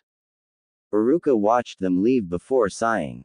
However, as he looked back in their direction, he noticed that Naruto's eyes seemed to be looked on him. Iruka involuntarily shivered at the dark intent behind them. It was like Iruka was staring into the depths of his own consciousness. He stood at the very edge of the cliff known as his sanity, just waiting to fall into the dark abyss below known to only the select few. Iruka wasn't sure, but he thought he saw someone behind the young blonde. As Naruto's eyes focused on him with that sickeningly happy smile on his face, he thought he saw a redhead woman hovering over Naruto's body. Chains bursted from the ground and danced around Naruto's form. One chain actually grazed his cheek sensually before the woman bent over his shoulder. Her eyes never broke contact with Iruka's before she placed a small motherly kiss to her son's cheek just before whispering something into his ear. It must have been good because Iruka watched Naruto's grin widen, almost painfully. Naruto's mouth opened. Ka-chan likes you, Scarface-san, Iruka thought he heard Naruto say in a warped, almost undefined tone. Quickly Iruka shook his head and rubbed his eyes. He opened them and noticed that Naruto was gone and so was Tsubaki.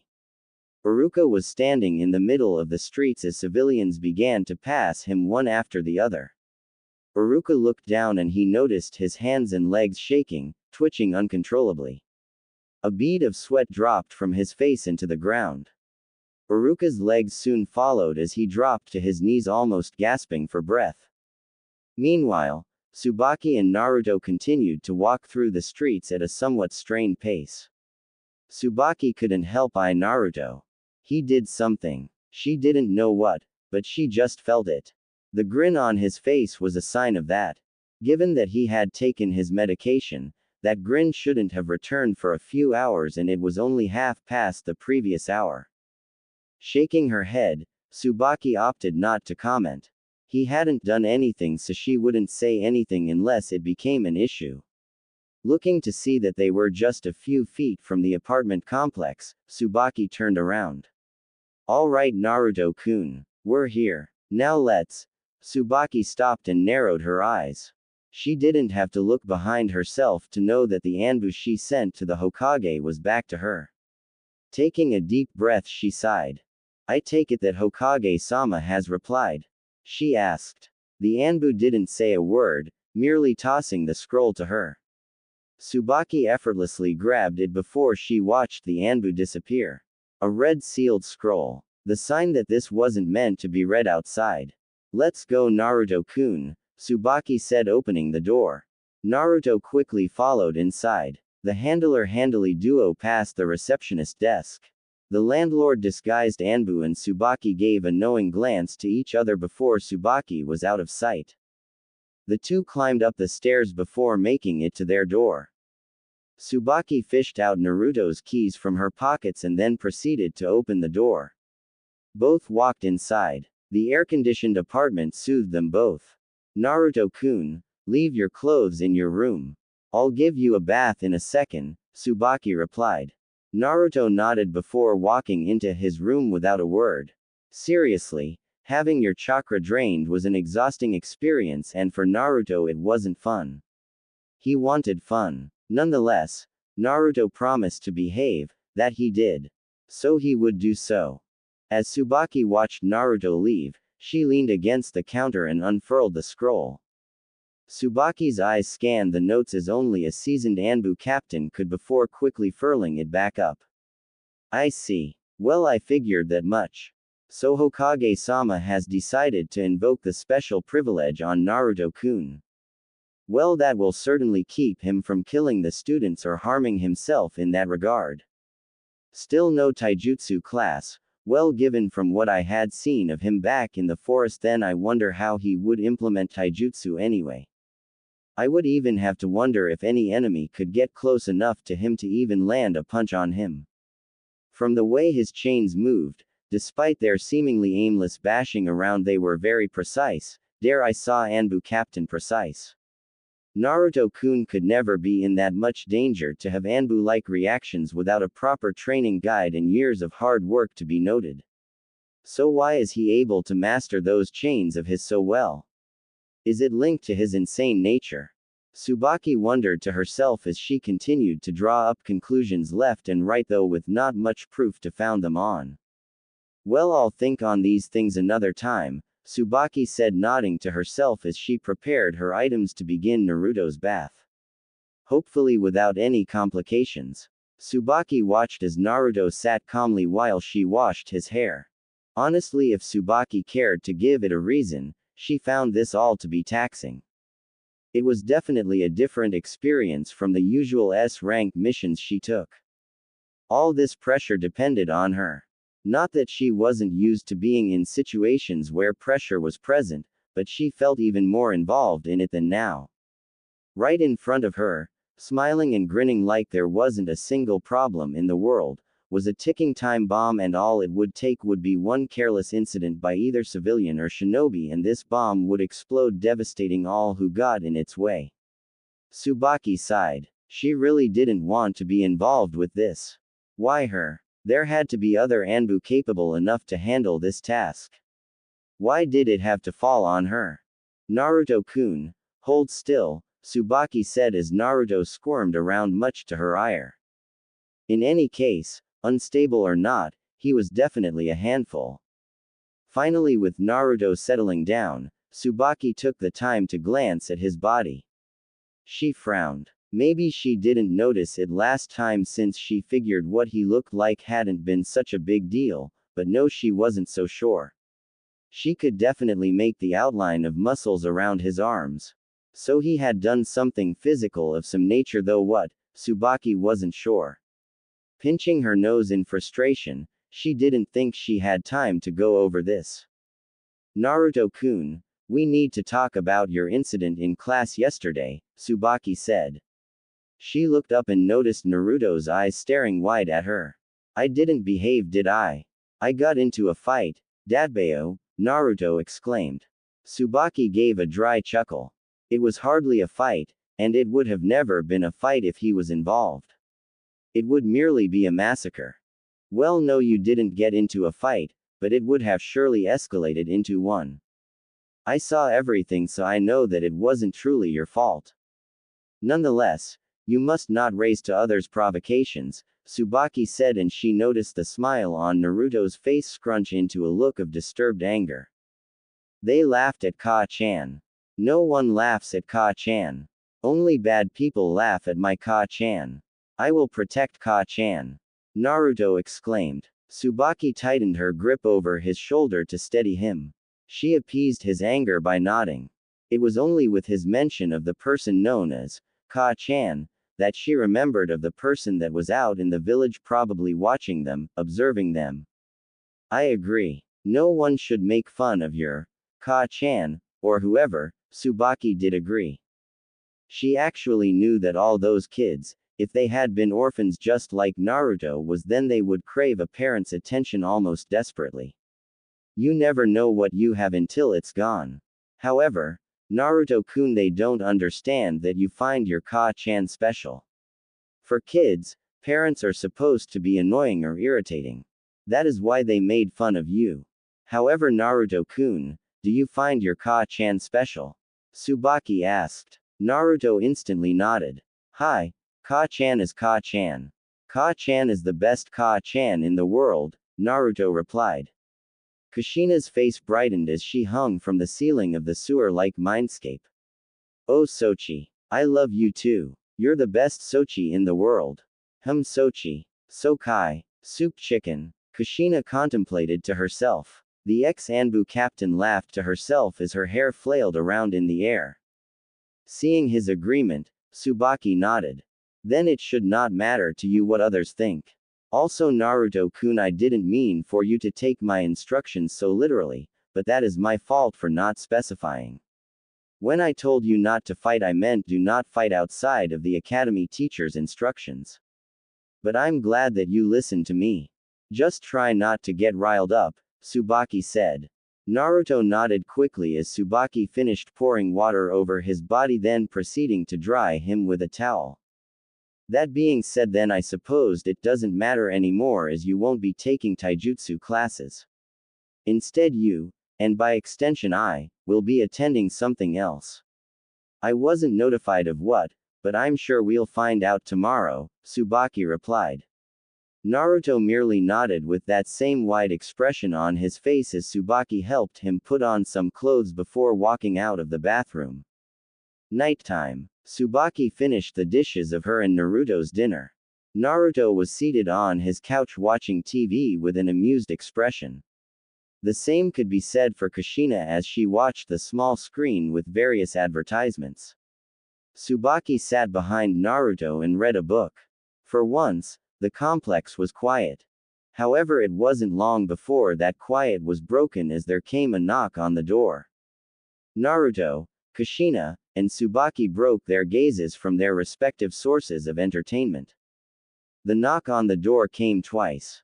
Tsubaki frowned. She could feel from the chakra signature outside that this person wasn't any of the Anbu residing in the apartment to help her keep watch over Naruto. No, this person was a Chunin. But how did they find this place? Tsubaki never gave out the information of the apartment complex. Hell, she didn't even give out this room number. Naruto-kun, stay here, Tsubaki whispered. Naruto grinned, but nodded while Tsubaki stood to her feet. She walked over to the door before discreetly taking out a kunai while she placed her hand on the doorknob. Tsubaki slowly opened the door. Greetings Tsubaki-san, came the kind voice, making Tsubaki narrow her eyes. What do you want, Mizuki? Tsubaki asked, opening the door only slightly to see the academy teacher and assistant Iruka Yumino in front of her face. The white-haired Chunin offered her a somewhat wide smile.